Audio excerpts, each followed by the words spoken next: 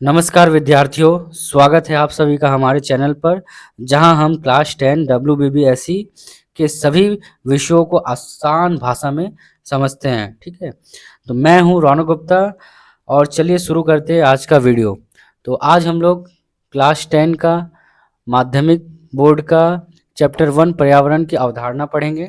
ठीक है, तो जिसमें हम लोग सारे डिटेल्स को अच्छे से समझेंगे और जानेंगे कि इस चैप्टर से क्या-क्या क्वेश्चन हमारे एग्ज़ाम में आ सकते हैं, बोर्ड के एग्ज़ाम में। ठीक है, तो यहाँ से हम लोग स्टार्ट करते हैं। छोटे से छोटे क्वेश्चन को हम लोग समझेंगे और अच्छी तरीके से। चलिए, तो पहला टॉपिक हम लोग का है वायुमंडल। ठीक है, तो वायुमंडल मतलब एटमॉस्फेयर। ठीक है, तो एटमॉस्फेयर हम लोग जानते हैं किसको बोलते हैं। एटमॉस्फेयर हम लोग किसको बोलते हैं? तो देखिए यहाँ पे हम लोगों का दिया हुआ है एटमॉस्फेयर किसको बोलते हैं, भूपृष्ठ से। ठीक है, यहाँ पे रुकिए एक सेकंड, स्टार्ट करते हैं। हाँ, तो देखिए क्या बोला हुआ है, रेड। भूपृष्ठ मतलब भूमि, जमीन, जमीन पर बोल रहा है। ठीक ना, जमीन से। ठीक ना, तो भूपृष्ठ से लगभग कई हजार किलोमीटर तक फैला हुआ अदृश्य, माने जो हमें दिखाई नहीं देता। ठीक ना, मतलब अदृश्य का मतलब अदृश्य मिश्र गैसीय पदार्थ। मिश्र गैसीय पदार्थ माने मिला हुआ बहुत सारा जो गैस होता है हमारे आसपास वो। ठीक है, तो वो गैस को बोला है मिश्र, बहुत सारे गैस जो मिक्स रहते हैं। ठीक ना, तो मिश्र गैसीय पदार्थ जो गुरुत्वाकर्षण बल, एक बल होता है जो हमारे पृथ्वी पे जिसका नाम है गुरुत्वाकर्षण बल। ठीक ना, हम लोग जानते हैं जिसे ग्रेविटेशनल फोर्स बोलते हैं इंग्लिश में। ठीक है, के प्रभाव से पृथ्वी को एक वलय के रूप में घेरे हुए। वलय मतलब एक चारों तरफ से एक पृथ्वी को रिंग से, मतलब एक रिंग की तरह एकदम घेरा हुआ है। वो कौन घेरा हुआ है? ये जो गैसीय पदार्थ है वो। ठीक है, तो घेरे हुए उसे वायुमंडल कहते हैं। देखिए वायुमंडल, वायु से ही समझ में आ रहा है कि हवा। ठीक ना, तो वो हवा किससे मिल के बना होगा? गैसीय पदार्थ से। ठीक ना, तो इसका डेफिनेशन अगर आपको पूछता है कि एटमॉस्फेयर का डेफिनेशन या वायुमंडल का परिभाषा क्या है, तो आप लोगों को क्या बोलना है कि भूपृष्ठ से लगभग बोल रहा है कई हजार किलोमीटर तक फैला हुआ अदृश्य मिश्र गैसीय पदार्थ जो गुरुत्वाकर्षण बल के प्रभाव से क्या होता है, पृथ्वी को एक वलय के रूप में घेरे हुए रहता है चारों तरफ से, उसे वायुमंडल कहता है। ठीक ना, तो ये हो गया हमारा वायुमंडल का डेफिनेशन। तो नेक्स्ट देखिए वायुमंडल का रचना कैसे हुआ है, माने वो कैसे बना है, हमारा जो वायुमंडल वो किस कैसे बना है। तो वो देखिए यहाँ पे हम लोग बगल में पिक्चर भी दिखाया हुआ है किस तरह से ये घेरा हुआ था हमारा। ठीक ना, तो गैसीय आवरण है पूरा। ठीक है, अब देखिए वायुमंडल की रचना क्या, हमारा जो वायुमंडल है वो किन किन चीज़ों से होकर मिलकर बना हुआ है। तो पहला है हमारा देखिए वायुमंडल का उपादान। उपादान माने किन किन गैसीय उपादान है। ठीक ना, तो 3 उपादान है हमारा यहाँ पर ही। ठीक ना, तो पहला है गैसीय उपादान। गैसीय उपादान में कौन कौन से गैस आते हैं हमारे, देखिए नाइट्रोजन जो कि सबसे ज़्यादा परिमाण में हमारा होता है। ठीक ना, तो सबसे ज़्यादा परिमाण में क्या होता है हमारा, नाइट्रोजन गैस होता है वायुमंडल में। ठीक है, फिर उसके बाद आता है हमारा ऑक्सीजन जो हम लोग लेते हैं सांस के तौर पे। ठीक ना, कार्बन डाइऑक्साइड, कार्बन डाइऑक्साइड जो हमारा सबसे कम मात्रा में आता है ऑक्सीजन के बाद, 0.03%। ठीक है, सामान्य मात्रा में और भी बहुत सारे गैस होते हैं जिसको निष्क्रिय गैस हम लोग कहते हैं। ठीक ना, इनर्ट गैस। ठीक ना, तो सबसे ज़्यादा परिमाण में अगर हम लोग को पूछा जाए कि वायुमंडल में कौन से गैस है, तो हम लोग का जवाब क्या होगा, नाइट्रोजन गैस। कितना परसेंट है, 78%। परसेंट के साथ आपको याद रखना है। फिर ऑक्सीजन है जो कि 21% है, 21% है। ठीक है, तो अब उसके बाद दूसरा उपादान क्या है हमारा, ये तो हमारा गैसीय उपादान था। अब दूसरा उपादान है हम लोगों का जलवाष्प। ठीक ना, तो जलवाष्प में जल का जो कण पाया जाता है, ठीक ना, हमारे वायुमंडल में, उनको बोला गया है जलवाष्प। ठीक है, चौथा तीसरा नंबर क्या है, दूसरा हो गया जलवाष्प, तीसरा है धूल कण। धूल कण भी है हमारा, ठीक ना, वायुमंडल में। तो धूल के जो कण होते हैं जो हमें दिखाई नहीं देते, ठीक ना, वो भी है वायुमंडल के उपादान में। ठीक ना, तो ये 3 उपादान है वायुमंडल के। अगर उपादान पूछा जाए तो आप लोग को यही लिखना, गैसीय उपादान, जलवाष्प और धूलकण। ठीक ना, जलवाष्प और धूलकण। ठीक है, तो देखिए यहाँ पे मैंने साइड में पिक्चर भी दिखाया आप लोग कितना कौन सा कितने परिमाण में है। ठीक है। तो कॉम्पोजिशन ऑफ द एटमॉस्फेयर क्या क्या है, 78% नाइट्रोजन है, 21% ऑक्सीजन है, और बाकी जो कार्बन डाइऑक्साइड है यहाँ पे 4 है, मतलब ये 3 होगा, ठीक है। 3 कर लीजिएगा, ठीक है, 3% है ये, 0.03%, ठीक है। तो ये कार्बन डाइऑक्साइड, और बाकी जो परसेंट है वो हमारा इनर्ट गैस है, जो निष्क्रिय गैस मैंने बताया, ठीक ना। इतना आप लोगों को इस याद रखना है। तो चलिए नेक्स्ट हम लोग चलते हैं। नेक्स्ट हमारा वायुमंडल की स्तर विन्यास। स्तर माने जो लेयर, हमारा जो लेयर है उसको डिवाइड किया गया है, ठीक ना। तो स्तर को किस तरह से डिवाइड किया गया है देखियो। तो पहला हमारा है यहाँ पर 1 नंबर रासायनिक रचना के अनुसार, माने रासायनिक रचना के अनुसार हम लोग को देखा जाए तो वायुमंडल को 2 भागों में बांटे। कितने भागों में बांटे हम लोग? वायुमंडल को 2 भागों में बांटे हैं, ठीक है। तो वायुमंडल को हम लोग 2 भागों में बांटा जाता है रासायनिक रचना के अनुसार, ठीक ना। रासायनिक रचना के अनुसार अगर पूछा जाए तो वायुमंडल को कितने भागों में बांटा गया है? तो 2 भागों में बांटा गया है। पहला देखिए क्या है, होमोस्फेयर, एक है जिसको सममंडल बोलते हैं। होमोस्फेयर का हिंदी क्या? सममंडल। देखिए इसका क्या क्या विशेषता है सममंडल का, वो हम लोगों ने मैंने पॉइंट में आपको बताया है, ठीक है। तो पहला पॉइंट देखिए क्या है, वायुमंडल होमोस्फेयर का पहला पॉइंट है, यह स्तर वायुमंडल का निचला भाग होता है, सबसे नीचे का भाग, मतलब पृथ्वी से जो पृथ्वी से जो जमीन के ऊपर का लेयर होता है, वो वहां से सबसे निचला भाग को बोला जा रहा है यहाँ पे, जो भूपृष्ठ से लगभग 85 माने 85 किलोमीटर तक फैला हुआ है। माने भूमि से बोल रहा है 85 किलोमीटर तक जो फैला हुआ है उसको हम लोग बोलेंगे होमोस्फेयर, माने सममंडल, ठीक है। ये और दूसरा क्या बोल रहा है पॉइंट, उपादान गैस क्या क्या यहाँ पे पाया जाता है? तो यहाँ पे नाइट्रोजन होता है, N2 मतलब नाइट्रोजन, O2 मतलब ऑक्सीजन, और ये आर्गन है जो कि निष्क्रिय गैस है, ठीक है। और ये CO2 माने कार्बन डाइऑक्साइड, और H2O माने जलवाष्प, जिसको हम लोगों ने बोला। ये सारा गैसीय उपादान है, ठीक है, जो हमारा होमोस्फेयर सममंडल में पाया जाता है। इसका जो अनुपात है सभी जगह लगभग समान रहता है, इसलिए इसे होमोस्फेयर या सममंडल कहते हैं। तो ऐसा क्वेश्चन भी आता है आप लोगों को एग्जाम में कि होमोस्फेयर को सममंडल क्यों कहते हैं। तो आप लोगों को यही लिखना है कि जो भी गैसीय उपादान है उनका जो अनुपात है सभी जगह पर लगभग समान रहता है, इसलिए इसे होमोस्फेयर या सममंडल कहते हैं, ठीक है। तो तीसरा पॉइंट क्या है, ट्रोपोस्फियर। अब देखिए इसमें कौन कौन सा मंडल आता है, सममंडल के अंदर कौन कौन सा स्तर आता है। तो स्तर का पूछे, लेयर का पूछे बात, तो हम लोग को इसके अंदर ट्रोपोस्फियर आता है, स्ट्रेटोस्फेयर आता है, और मेसोस्फेयर आता है। ये 3 सममंडल के अंतर्गत ये स्तर आता है, तो आपको याद रखना है होमोस्फेयर के अंदर कौन कौन से लेयर आते हैं, कौन कौन से स्तर आते हैं, ट्रोपोस्फेयर, स्ट्रेटोस्फेयर, मेसोस्फेयर। ये सब के बारे में अभी हम डिस्कस करेंगे, ठीक है, कि ये ट्रोपोस्फेयर क्या है, स्ट्रेटोस्फेयर क्या है, मेसोस्फेयर क्या है। दूसरा देखिए, ये हम लोग का पहला भाग हो गया होमोस्फेयर। अब दूसरा भाग है हेट्रोस्फेयर, ठीक ना। हेट्रोस्फेयर जिसको हम लोग विषम मंडल बोलते हैं, यहाँ हम लोग पढ़े थे सममंडल, ये विषम मंडल, मैंने हेट्रोस्फेयर। इसके भी कुछ विशेषता है, तो इसके विशेषता चलिए देखते हैं।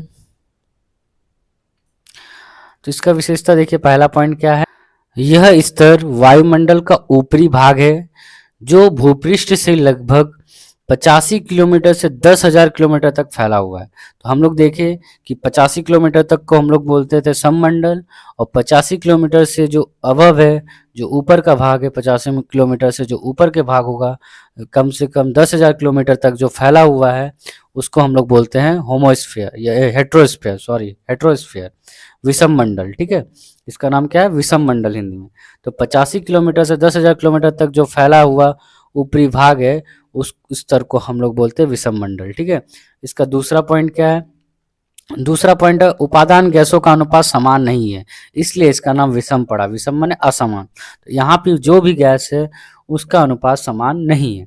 तीसरा पॉइंट क्या है, थर्मोस्फेयर और एक्सोस्फेयर यहाँ पे विषम मंडल के अंतर्गत आता है। मैंने बाकी का जो यहाँ पे तीन लेयर था, 3 स्तर था, ट्रोपोस्फेयर, स्ट्रेटोस्फेयर, मेसोस्फेयर, और बाकी का जो 2 स्फेयर है वो इसी स्तर में आता है हमारा, जिसमें क्या नाम है, दो स्तर का नाम क्या है, थर्मोस्फेयर, एक्सोस्फेयर। नाम याद रखिएगा, थर्मोस्फेयर, एक्सोस्फेयर, जो कि हेट्रोस्फेयर में आता है। और बाकी जो तीन है, ट्रोपोस्फेयर, स्ट्रेटोस्फेयर और मेसोस्फेयर, ये हमारा सममंडल में आता है। ठीक है, तो ये हो गया हमारा रासायनिक रचना के अनुसार, रासायनिक रचना के अनुसार हमारा ये वायुमंडल को दो भागों में बांटा गया था जो, ठीक ना। तो रासायनिक रचना के अनुसार पूछा जाए तो आपको दो भाग बोलना है, जिसका नाम हो गया एक होमोस्फेयर और एक हो गया हेट्रोस्फेयर। हिंदी में बोलते हैं सममंडल और विषममंडल। तो इन दोनों के बीच में अगर अंतर भी आता है तो आपको इसी तरीके से लिखना है। ये निचला भाग होता है, ये ऊपरी भाग होता है। ये 85 किलोमीटर तक फैला हुआ है, ये 85 से 10,000 किलोमीटर तक फैला हुआ। यहाँ यहाँ पे जो उपादान गैस का अनुपात है वो सभी जगह समान है, यहाँ पे उपादान गैसों का अनुपात सभी जगह समान नहीं है। ठीक है, और तीसरा इसमें क्या बोलना है आप लोगों को, ट्रोपोस्फेयर, स्ट्रेटोस्फेयर, मेसोस्फेयर सममंडल का अंतर्गत आता है, और थर्मोस्फेयर और एक्सोस्फेयर विषममंडल के अंतर्गत आता है। तो ये हमारा इस तरह से अंतर भी आप लोग लिख सकते हैं, और ये विशेषता भी है अगर एग्जाम में आता है तो चलिए नेक्स्ट हम लोग देखते हैं। नेक्स्ट टॉपिक देखिए क्या है। नेक्स्ट है हमारा ऊंचाई और तापमान के अंतर के अनुसार, ठीक ना। तो हमारा जो ऊंचाई है पृथ्वी से, जैसे जैसे हम लोग ऊपर की ओर बढ़ते हैं तो वो ऊंचाई में अंतर देखने को मिलता है, और तापमान में भी, टेम्परेचर में भी हम लोगों को अंतर या विभिन्नता देखने को मिलता है। ठीक है, तो उसके अनुसार बोल रहे हैं, जो हम लोग का जो वायुमंडल का जो स्तर है उसको हम लोग 5 भागों में बांटे हैं। ठीक ना, जैसे हम लोग रासायनिक रचना के अनुसार 2 भागों में बांटे थे, वैसे ऊंचाई और तापमान के अंतर के अनुसार देखा जाए तो हम लोग वायुमंडल का जो एटमॉस्फेयर है उसको हम लोग 5 स्तरों में बांटा गया है। ठीक ना, तो देखिए वही यहाँ पे नाम है पांचों का, हम लोग जो अभी पढ़े। पहला है ट्रोपोस्फेयर, दूसरा स्ट्रेटोस्फेयर, तीसरा है मेसोस्फेयर, जो कि ये तीनों मैंने बताया अभी, ये सममंडल का भाग है, और चौथा है थर्मोस्फेयर, और पांचवा एक्सोस्फेयर। ये जो दो लास्ट था वो हम लोगों ने बताया विषममंडल का भाग है। ठीक ना, तो ये हमारा पांचों स्फेयर है, पांचों स्तर है, इसको आपको याद रखना है। ये ऊंचाई और तापमान के अंतर के अनुसार बांटा गया इनको 5 भागों में। ठीक ना, इसके बाद भी एक लेयर होता है, ठीक ना, जो होता है मैग्नेटोस्फेयर। ठीक ना, तो वो हम लोग पढ़ेंगे। तो मेनली हम लोग देखा जाए तो ये हमें 5 स्तर के बारे में अच्छे से पढ़ना है। ठीक ना, एग्जाम में भी जो क्वेश्चन आएंगे वो इन पांचों स्तर से ही आएंगे। ठीक ना, तो देखिए पहला जो स्तर है वो ट्रोपोस्फेयर है। ठीक ना, पहला स्तर का नाम क्या है, ट्रोपोस्फेयर, जिसको हिंदी में वो बोलते हैं क्षुद्र मंडल। ठीक ना, तो इसका कुछ विशेषता है। ठीक ना, उन विशेषताओं को हम लोग देखते हैं, जानते हैं। ठीक ना, और इन्हीं से शॉर्ट क्वेश्चन हमारे एग्जाम में, बोर्ड एग्जाम में भी आते हैं। ठीक ना, तो सारे क्वेश्चन इसी के अंदर से हमें मिलेगा बोर्ड में, तो अच्छे से सुनिएगा। ठीक ना, और समझिएगा।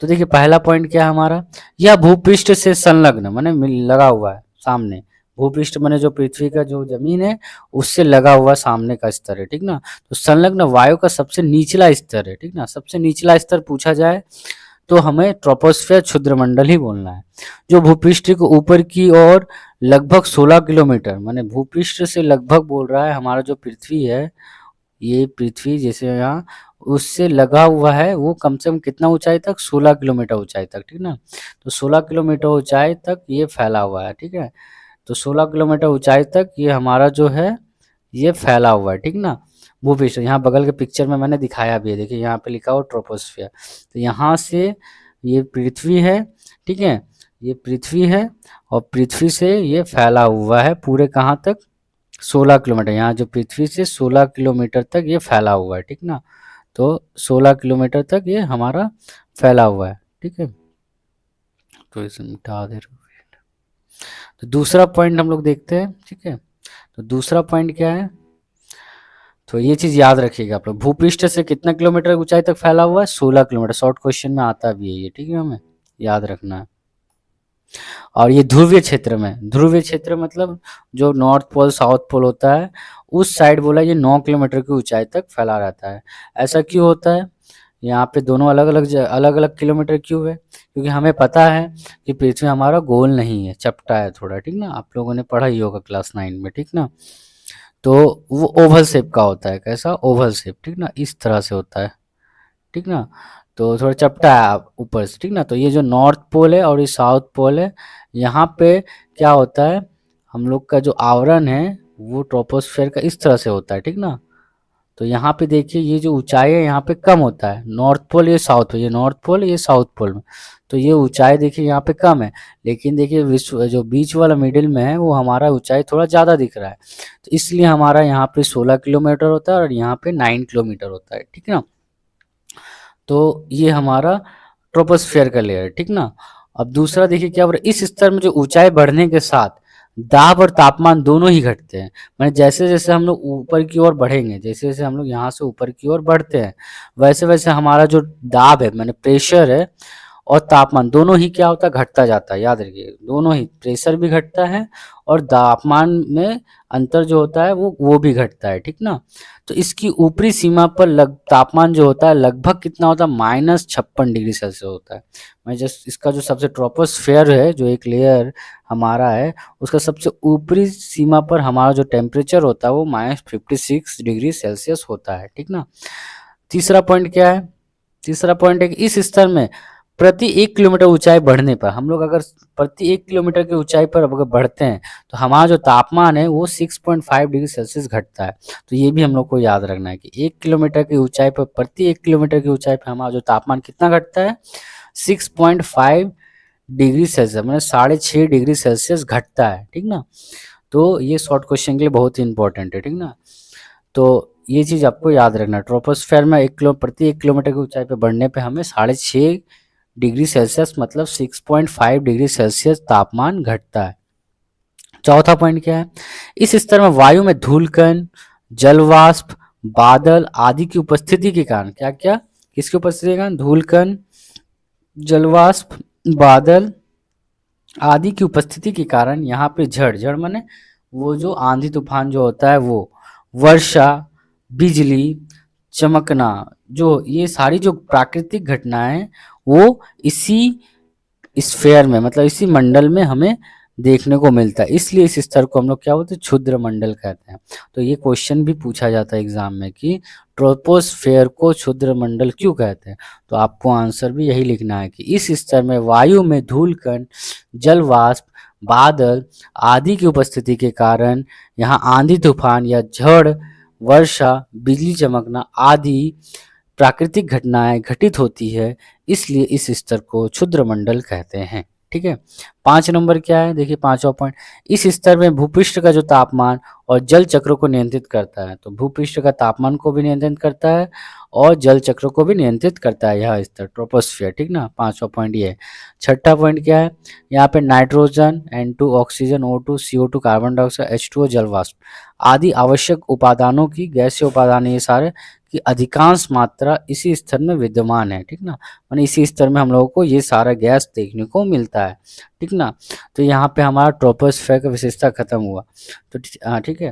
तो चलिए नेक्स्ट हम लोग का स्फेयर है स्ट्रेटोस्फेयर, तो स्ट्रेटोस्फेयर हम लोग देखते हैं। अच्छा, अभी स्ट्रेटोस्फेयर देखिए, एक यहाँ पे है ट्रोपोपोज, ये हमें बताना था, ठीक ना। तो देखिए ट्रोपोपोज क्या, आप देखिए ये नाम आया ट्रोपोस्फेयर से ही आया है, ट्रोपोपोज, पोज माने क्या होता है, ये पोज मतलब हम लोग को पता है कि रुकना वहाँ पे, ठीक ना। तो वैसे ही यहाँ पे भी हम लोग का एक पोज है ट्रोपोपोज, ठीक ना। तो ट्रोपोपोज का मतलब क्या होता है, ट्रोपोस्फेयर, ये जो हमें दिखने यहाँ पे पिक्चर में आप लोगों को दिख रहा होगा, यहाँ ट्रोपोस्फेयर है और स्ट्रेटोस्फेयर है, तो इस दोनों के बीच में थोड़ा सा गैप होता है, 2-3 किलोमीटर का एक गैप होता है ट्रोपोस्फेयर और स्ट्रेटोस्फेयर के बीच में। तो वो जो वो जो 2-3 किलोमीटर के बीच का जो स्पेस होता है उसी को हम लोग बोलते हैं ट्रोपोपोज, जो अलग करता है स्ट्रेटोस्फेयर और ट्रोपोस्फेयर को, ठीक ना। तो ये ट्रोपोस्फेयर और स्ट्रेटोस्फेयर को जो अलग कर रहा है उस लेयर का नाम है ट्रोपोपोज, ठीक ना। ये चीज़ याद रखिए, ट्रोपोपोज अगर पूछता है तो आप लोग को यही बोलना है कि ट्रोपोस्फेयर मतलब क्षुद्र मंडल और स्ट्रेटोस्फेयर के बीच दोनों को जो स्तर अलग करता है उसी को हम लोग बोलते हैं ट्रोपोपोज, ठीक है। तो देखिए क्या है, ट्रोपोस्फेयर की ऊर्ध्व सीमा, ऊपर की जो सीमा है ट्रोपोस्फेयर का, जैसे मैंने बोला था सबसे ऊपरी सीमा, या ट्रोपोस्फेयर बोलते हैं जिसको, और स्ट्रेटोस्फेयर के संयोग स्तर में जहाँ पे स्ट्रेटोस्फेयर मिल रहा है, ट्रोपोस्फेयर और स्ट्रेटोस्फेयर जहाँ मिल रहा है उस स्थल के तापमान क्या होता है, हमेशा स्थिर होते हैं, मतलब स्थिर रहता है वहाँ पे तापमान में कोई चेंजेस नहीं होता है, एक जैसा रहता है। इस क्षेत्र का तापमान लगभग कितना होता है, -56 डिग्री सेल्सियस होता है, जो कि स्थिर रहता है, ठीक ना, कौन से स्फीयर में, ट्रोपोपॉज में, ठीक ना। तो इसी को हम लोग बोलते हैं ट्रोपोपॉज। अब हम लोग पढ़ेंगे नेक्स्ट लेयर जो हमारा ट्रोपोस्फियर का, नेक्स्ट लेयर स्ट्रेटोस्फियर। तो एक चीज यहाँ देखिए पिक्चर में, ट्रोपोस्फियर में एक चीज है यहाँ पे देखिए, घरेलू विमान पूछा जाएगा, घरेलू विमान, ठीक ना, जो कहाँ किस स्फीयर में उड़ाए जाते हैं, तो आपको बोलना है ट्रोपोस्फियर, ठीक ना। तो ये जो घरेलू विमान होता है हमारा, वो इसी स्फीयर में उड़ाया जाता है, ठीक ना, ट्रोपोस्फियर क्षुद्रमंडल में, ठीक है। नेक्स्ट हम लोग का स्ट्रेटोस्फियर, जिसको हम लोग हिंदी में बोलते हैं शांत मंडल। क्या बोलते हैं हिंदी में, शांत मंडल, स्ट्रेटोस्फियर, ठीक है। ये सेकेंड वाला लेयर जो दिख रहा है आप लोगों को, इसी को हम लोग बोलते हैं स्ट्रेटोस्फियर, ठीक है। तो देखिए इसकी विशेषता क्या क्या है। पहला पॉइंट है, यह ट्रोपोस्फियर का अगला स्तर है, माने नेक्स्ट, अगला स्तर माने ट्रोपोस्फियर के बाद का स्तर को बोलते हैं यह स्तर, ठीक ना, स्ट्रेटोस्फियर, जिसको शांत मंडल बोल रहे हैं, जो भूपृष्ठ से लगभग 16 किलोमीटर से 45 किलोमीटर ऊंचाई तक फैला हो, क्योंकि 16 किलोमीटर तक ट्रोपोस्फियर है, तो उसके बाद 45 किलोमीटर से 16 से ये शांत मंडल है हमारा, ठीक ना। दूसरा पॉइंट क्या बोल रहा है, इस स्तर में ऊंचाई बढ़ने के साथ दाब घटता है। जैसे वहां पे भी मैंने बोला ट्रोपोस्फियर में क्या होता है, प्रेशर, जैसे जैसे हम लोग ऊंचाई पे जाते हैं वहां दाब घटता जाता है और तापमान भी घटता है। बट यहाँ पे क्या होता है, दाब घटता है लेकिन तापमान बढ़ता है, यहाँ से तापमान बढ़ने लगता है, ठीक ना। हमारा तापमान यहाँ -56 डिग्री सेल्सियस था, बट यहाँ से तापमान क्या होता है, बढ़ना स्टार्ट होता है, ठीक ना।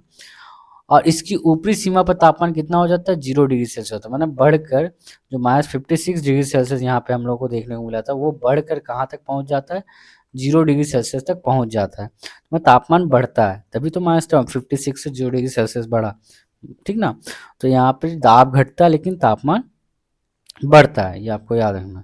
तीसरा पॉइंट क्या बोल रहा है, इस स्तर में जलवाष्प बादल नहीं होते, यहाँ पे कोई भी जलवाष्प और बादल आपको देखने को नहीं मिलेगा, तथा जिस तरह से आपको ट्रोपोस्फियर में मिलता था वैसा यहाँ पे नहीं मिलेगा। तापमान के अंतर के कारण बोल रहा है यहाँ पे आंधी तूफान में झड़ वर्षा बिजली चमना आदि प्राकृतिक घटनाएं नहीं होती है, इसलिए इस स्तर को शांत मंडल बोलते हैं। ये भी क्वेश्चन एग्जाम में पूछा जाता है कि स्ट्रेटोस्फेयर को शांत मंडल क्यों बोलते हैं, तो आपको यही लिखना है कि इस स्तर में जलवाष्प बादल नहीं होते हैं तथा तापमान के अंतर के कारण, जो तापमान में जो चेंजेस अंतर के कारण झड़ वर्षा बिजली चमकना आदि प्राकृतिक घटनाएं नहीं होती है, इसलिए इस स्तर को शांत मंडल कहते हैं। तो आशा करता हूं आपको समझ में आ गया होगा कि इसको शांत मंडल क्यों कहते हैं, ठीक ना। तो आप लोगों को समझ में आ गया। चौथा नंबर देखिए क्वेश्चन क्या है, तो चौथा नंबर पॉइंट क्या है आपका, जेट विमानों का संचालन इसी स्तर में होता है। जैसे मैंने वहां पे बोला घरेलू विमान का जो संचालन होता है वो ट्रोपोस्फेयर में होता है, लेकिन जेट विमान जो होता है हमारा वो स्ट्रेटोस्फेयर में ही होता है, ठीक ना। तो जेट जो जहाज होता है, विमान होता है, उसका संचालन इसी स्तर में होता है, स्ट्रेटोस्फेयर में। ये एग्जाम में पूछा भी जाता है शॉर्ट क्वेश्चन में। पांचवा पॉइंट देखिए क्या है, पांचवा पॉइंट बोल रहा है भूपृष्ठ से लगभग 15 किलोमीटर से 35 किलोमीटर ऊंचाई तक फैला स्ट्रेटोस्फेयर, कितना से कितना, भूपृष्ठ से लगभग 15 किलोमीटर से 35 किलोमीटर ऊंचाई तक फैला स्ट्रेटोस्फेयर क्षेत्र में ओजोन गैस संकुल रूप से स्तर बनाता है। मैंने बोल रहा है यहाँ पे कि भूपृष्ठ से जो 15 किलोमीटर से 35 किलोमीटर की जो ऊंचाई है, 15 से 35, ये याद रखिए, 15 से 35 किलोमीटर की ऊंचाई में जो स्ट्रेटोस्फेयर में एक ओजोन गैस पाया जाता है। तो ओजोन गैस का एक स्तर है ओजोन गैस, ठीक ना। ओजोन गैस का सूत्र होता है O3, इसका जो सिंबल है ओजोन का, इसी को O3 बोलते हैं, ओजोन, ठीक ना। तो ओजोन गैस का सूत्र है, ठीक है। तो ओजोन गैस जो हमारा है वो कहाँ पाया जाता है, स्ट्रेटोस्फेयर में, ठीक ना। कौन सा फेयर में, स्ट्रेटोस्फेयर में, ठीक है। तो स्ट्रेटोस्फेयर में पूछेगा अगर आपसे कि कहाँ पाया जाता है ओजोन गैस, यहाँ पे ई होगा, ठीक है। ओजोन गैस तो वो स्ट्रेटोस्फेयर में पाया जाता है, ठीक ना। इसलिए ओजोन स्तर या ओजोनोस्फेयर भी कहते हैं, इसलिए इस स्तर को और एक नाम से जाना जाता है, ओजोन स्तर या ओजोनोस्फेयर भी कहते हैं, ठीक ना। तो पूछता है कि किस स्फेयर को ओजोनोस्फेयर कहते हैं या ओजोन स्तर कहते हैं, तो आपको शांत मंडल बोलना है या स्ट्रेटोस्फेयर, कुछ भी बोले। स्ट्रेटोस्फेयर इंग्लिश वर्ड है, शांत मंडल हिंदी, ठीक ना। तो पूछेगा तो आपको इसी तरह से क्यों कहा जाता है, पूछेगा तो क्योंकि यहाँ पे ओजोन गैस का ओजोन गैस पाई जाती है, ठीक ना। तो इसीलिए इस स्तर को ओजोनोस्फेयर कहते हैं। अगर क्वेश्चन करता है तो ओजोनोस्फेयर क्यों कहते हैं, तब आपको बोलना है कि यहाँ पे इस क्षेत्र में ओजोन स्ट्रेटोस्फेयर क्षेत्र में ओजोन गैस का संकुल रूप स्तर बनता है, इसलिए इस स्तर को ओजोनोस्फेयर कहते हैं। यह स्तर सूर्य की पराबैंगनी किरणों को अवशोषित करता है। तो ये जो स्तर है ओजोन स्तर, इसका इसका क्या काम, ये क्या करता है, हमारे जो सूर्य से आने वाले पराबैंगनी किरणें होती है, जो यूवी रेज होता है, जो हानिकारक होता है हमारे लिए, उसको ये क्या करता है, एब्जॉर्ब करता है, अवशोषित करता है। तो ये हमारे लिए बहुत ही लाभदायक स्तर है, ठीक ना। तो जो क्यों, क्योंकि हमारे जो सूर्य से आने वाले पराबैंगनी किरणें हैं, उसको क्या करता है, ये अवशोषित करता है। तो यहाँ हमारा दूसरा लेयर भी कंप्लीट, ठीक ना। तो हम लोगों ने क्षुद्र मंडल पढ़ा और शांत मंडल भी पढ़ लिया, ठीक ना। अब हम लोग नेक्स्ट चलते हैं। अब इसमें भी एक 2 से 3 किलोमीटर का बीच में स्पेस होता है, जो कि स्ट्रेटोस्फेयर, ये जो स्ट्रेटोस्फेयर और मेसोस्फेयर को जोड़ता है, ठीक ना। तो उस संयोग स्थल का नाम क्या पड़ता है, उसका स्ट्रेटोपोज कहते हैं, ठीक है। जैसे ट्रोपोपोज था वैसे स्ट्रेटोपोज है।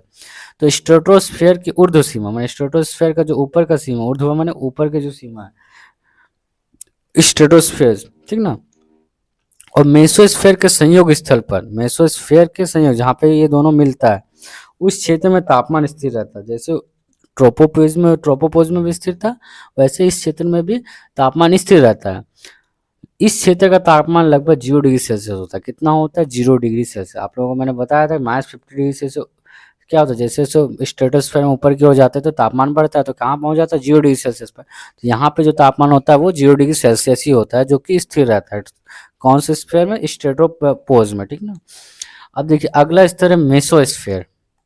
अगला स्तर है मेसोस्फेयर। तो देखिए तीसरा वाला जो स्तर आप लोगों को यहाँ पिक्चर में देखने को मिल रहा है वो है मेसोस्फेयर। तो इसमें क्या क्या है देखिए, इसका विशेषता विशेषता हम लोग देखेंगे। 1 नंबर पहला क्या है, यह स्ट्रेटोस्फेयर का अगला स्तर है। माने स्ट्रेटोस्फेयर के बाद जो स्तर आता है वो होता है मेसोस्फेयर, जो भूपृष्ठ से लगभग 45 किलोमीटर से 85 किलोमीटर तक ऊंचाई तक फैला हुआ है, ठीक ना। 45 से 85 याद रखिए, 45 से 85 किलोमीटर की ऊंचाई पर क्या फैला हुआ है, स्ट्रेटोस्फेयर फैला हुआ। दूसरा पॉइंट क्या है, इस स्तर में ऊंचाई बढ़ने के साथ दाब तापमान दोनों ही घटते हैं। जैसे ट्रोपोपोज में घट रहा था दाब और तापमान, वैसे यहाँ मेसोस्फेयर में भी दाब और तापमान दोनों ही घटते हैं, ठीक ना, जैसे जैसे ऊंचाई में हम लोग जाते हैं। इस स्तर की ऊपरी सीमा पर तापमान लगभग 92 डिग्री सेल्सियस होता है, मतलब फिर से घटने लग रहा है। यहाँ पे 0 डिग्री सेल्सियस था स्ट्रेटोस्फेयर पे, अब जैसे जैसे ऊपर जा रहा है तापमान घट रहा है, तो घट कर कितना हो जाता है हमारा, -92 डिग्री सेल्सियस हो जाता है। यह वायुमंडल का सबसे न्यूनतम तापमान है। हमारा जो वायुमंडल है उसका सबसे न्यूनतम तापमान -92 डिग्री सेल्सियस है, इसलिए इसे वायुमंडल की शीतलतम स्तर कहते हैं। शीततम स्तर कहते हैं, याद रखिएगा ये क्वेश्चन भी शॉर्ट क्वेश्चन के लिए बहुत इंपॉर्टेंट है। पूछा जाता है कि कौन से स्फीयर को सबसे शीतलतम स्तर कहते हैं, माने ठंडा, ठीक ना। तो वो हो जाएगा हमारे वायुमंडल का मेसोस्फेयर, जहाँ पे तापमान कहाँ तक चला जाता है, -92 डिग्री सेल्सियस तक पहुँच जाता है, जो कि हमारे वायुमंडल का सबसे न्यूनतम तापमान, न्यूनतम मतलब सबसे कम टेम्परेचर, ठीक ना। तो ये हो गया हमारा मेसोस्फेयर में।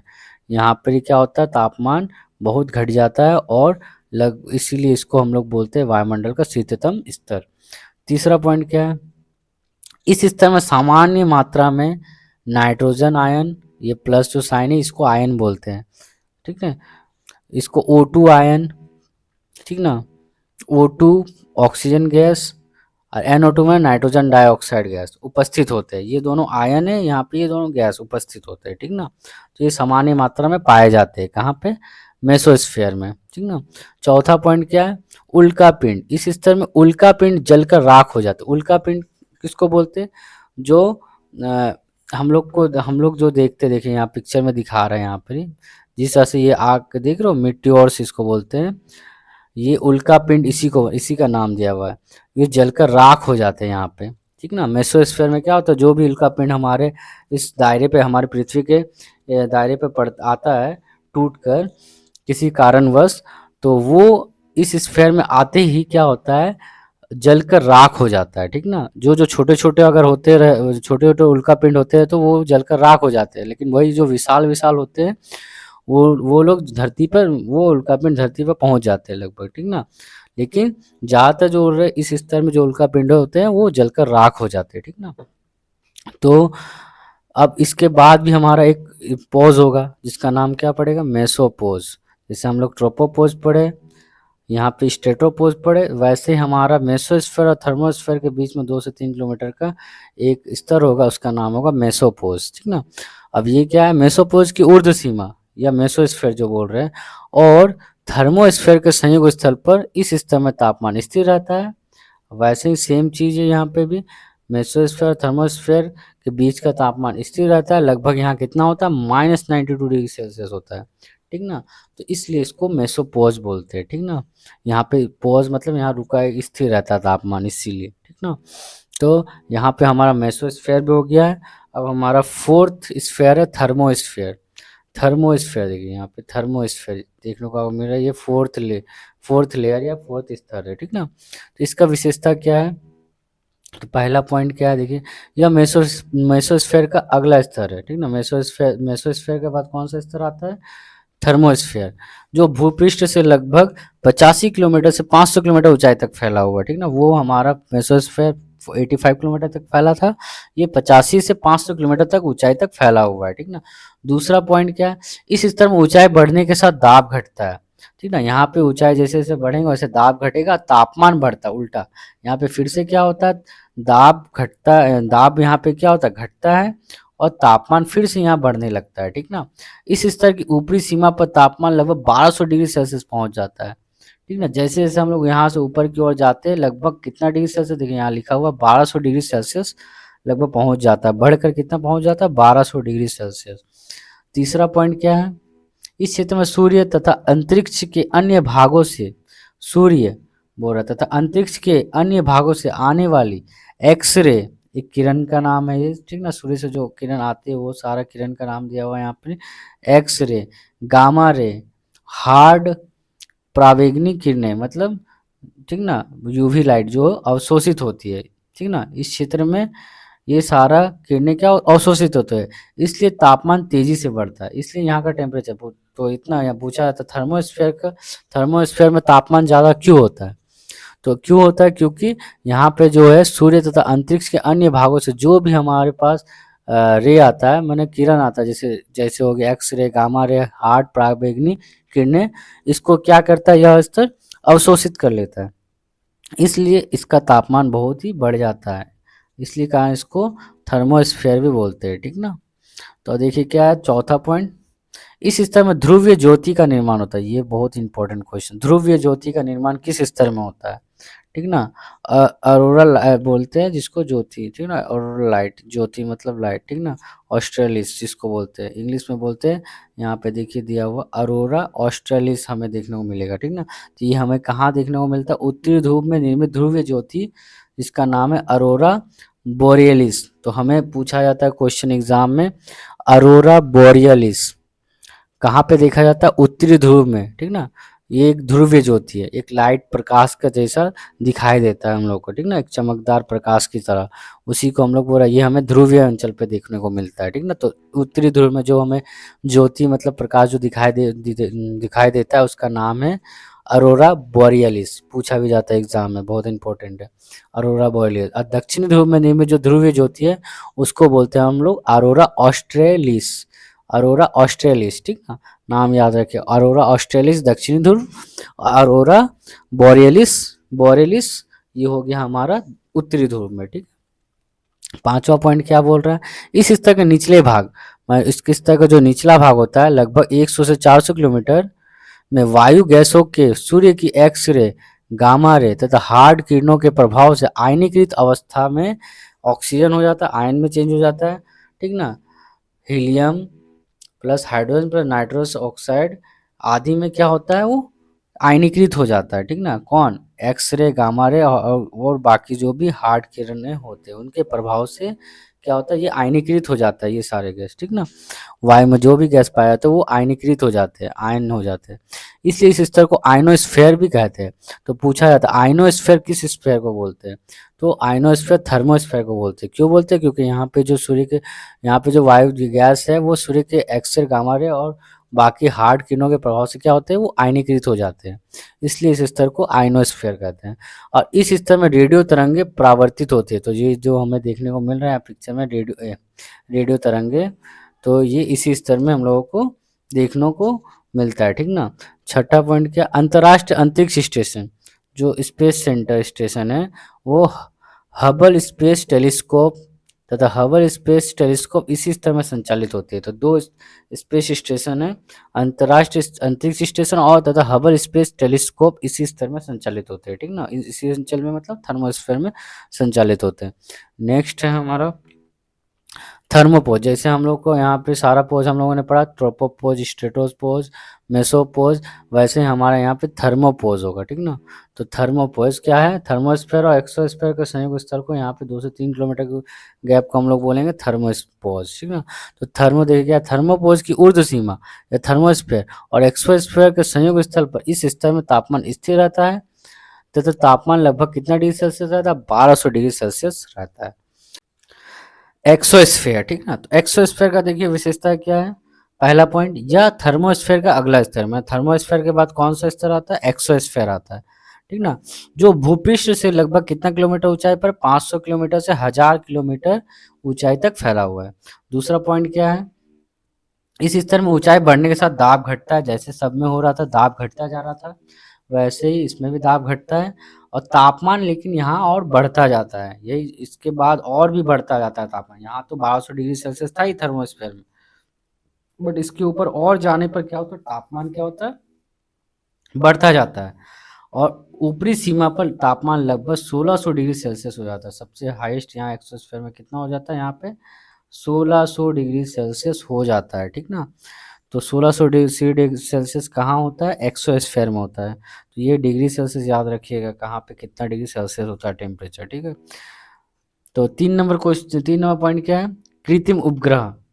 जो कृत्रिम उपग्रह हम लोग को यहाँ पे सैटेलाइट वगैरह जो दिखाई दे रहा है वो अंतरिक्ष स्टेशन इसी स्तर में संचालित होते हैं, ठीक ना। तो सैटेलाइट वगैरह अंतरिक्ष स्टेशन हमको हमें किस स्तर में दिखाई देते हैं, वो एक्सोस्फेयर में ही दिखाई देते हैं। चौथा पॉइंट क्या है, इस स्तर में सामान्य मात्रा में H2 मैंने हाइड्रोजन और हीलियम उपस्थित होते हैं। तो यहाँ पे बहुत कुछ मात्रा में हम लोग को हाइड्रोजन गैस और हीलियम गैस देखने को मिलता है, उपस्थित रहता है।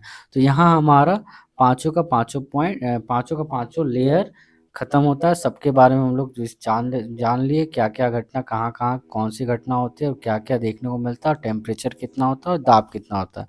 तो ये आपको सारा याद रखना है एक एक, क्योंकि शॉर्ट क्वेश्चन इन्हीं से बनते हैं, ठीक ना। एग्जाम में जो शॉर्ट क्वेश्चन है इन्हीं सबसे बनते हैं। तो हम लोग, मैंने बताया था एक्सोस्फेयर के बाद भी और भी रहता है लेयर, तो वो उसका जानकारी अभी तक वैज्ञानिकों ने नहीं लगा पाया, तो इसीलिए उसका नाम पड़ गया नेक्स्ट मैग्नेटोस्फेयर। उसका नाम उन लोगों ने क्या दे दिया, मैग्नेटोस्फेयर। तो इसका क्या है, इसका देखिए विशेषता क्या है, एक्सोस्फेयर के ऊपर के वायुमंडल को इन्होंने क्या दे दिया, ये जो ऊपर का दिख रहा है मैग्नेटोस्फेयर दे दिया, इसी का नाम क्या दे दिया, मैग्नेटोस्फेयर, ठीक ना। वायुमंडल सबसे बाहरी सीमा पूछा जाएगा तो क्या है, मैग्नेटोस्फेयर है, जो कि 10,000 किलोमीटर तक फैला हुआ है, ठीक ना। माने एक्सोस्फेयर के बाद जितना भी है वो पूरा मैग्नेटोस्फेयर के अंतर्गत आता है, ठीक ना।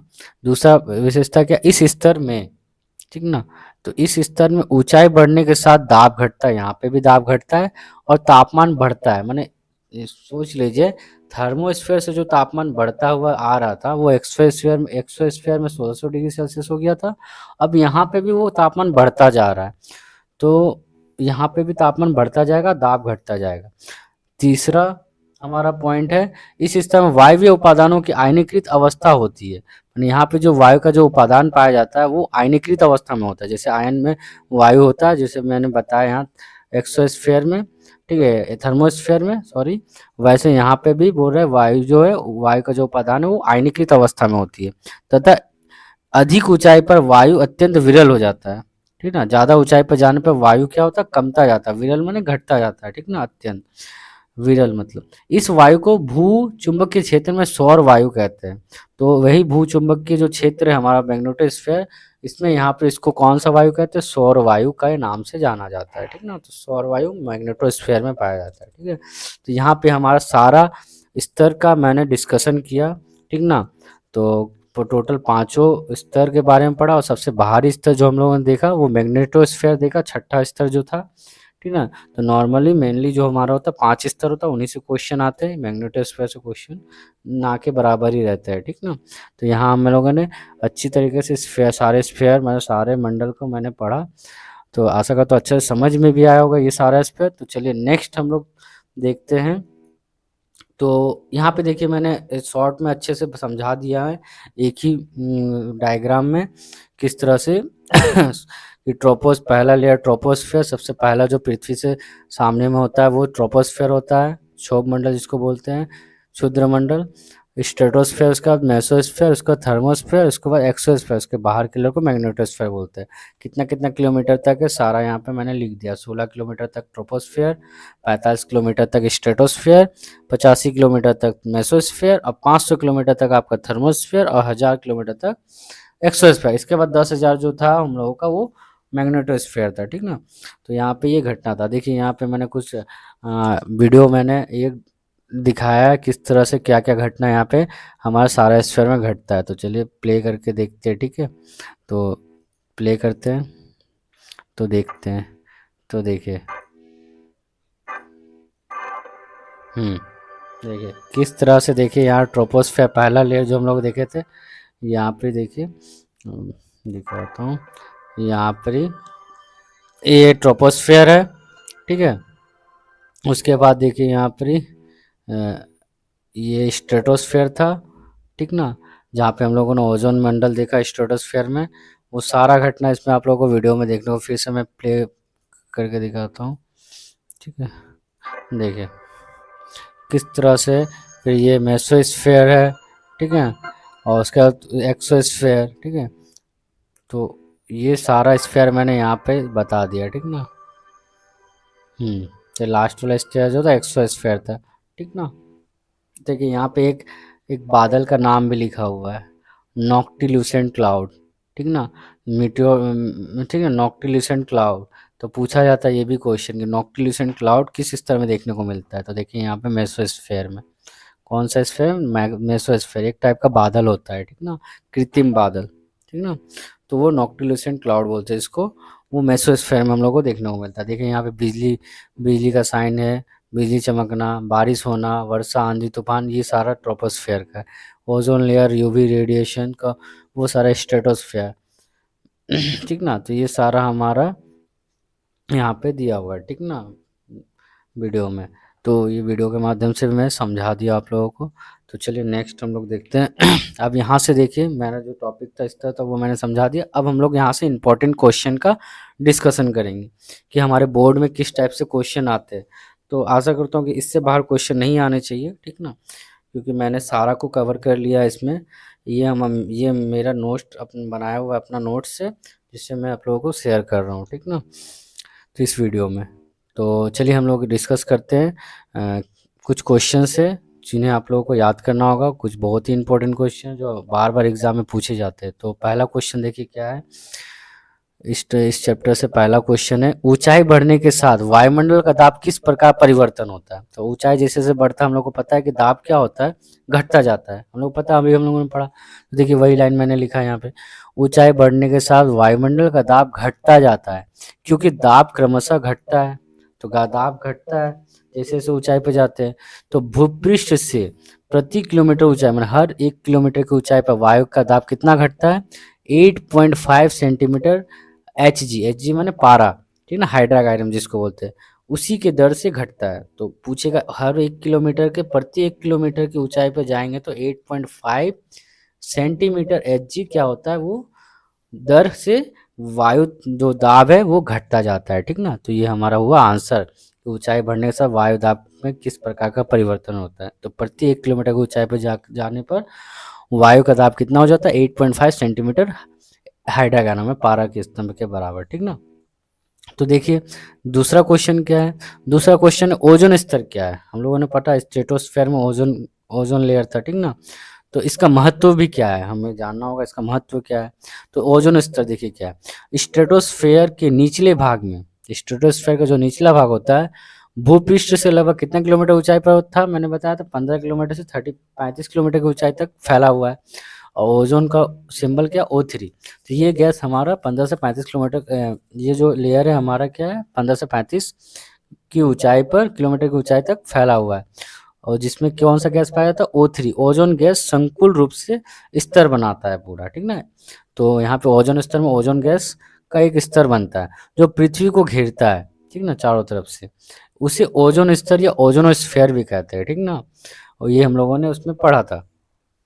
तो वायुमंडल का 90% जो ओजोन इसी स्तर में विद्यमान है। बोला 90% जो ओजोन गैस है वो इसी स्तर माने ओजोन स्तर में। और ओजोन स्तर किस मंडल में? स्ट्रेटोस्फीयर पूछता है। तो कौन सा मंडल पूछेगा तो स्ट्रेटोस्फीयर।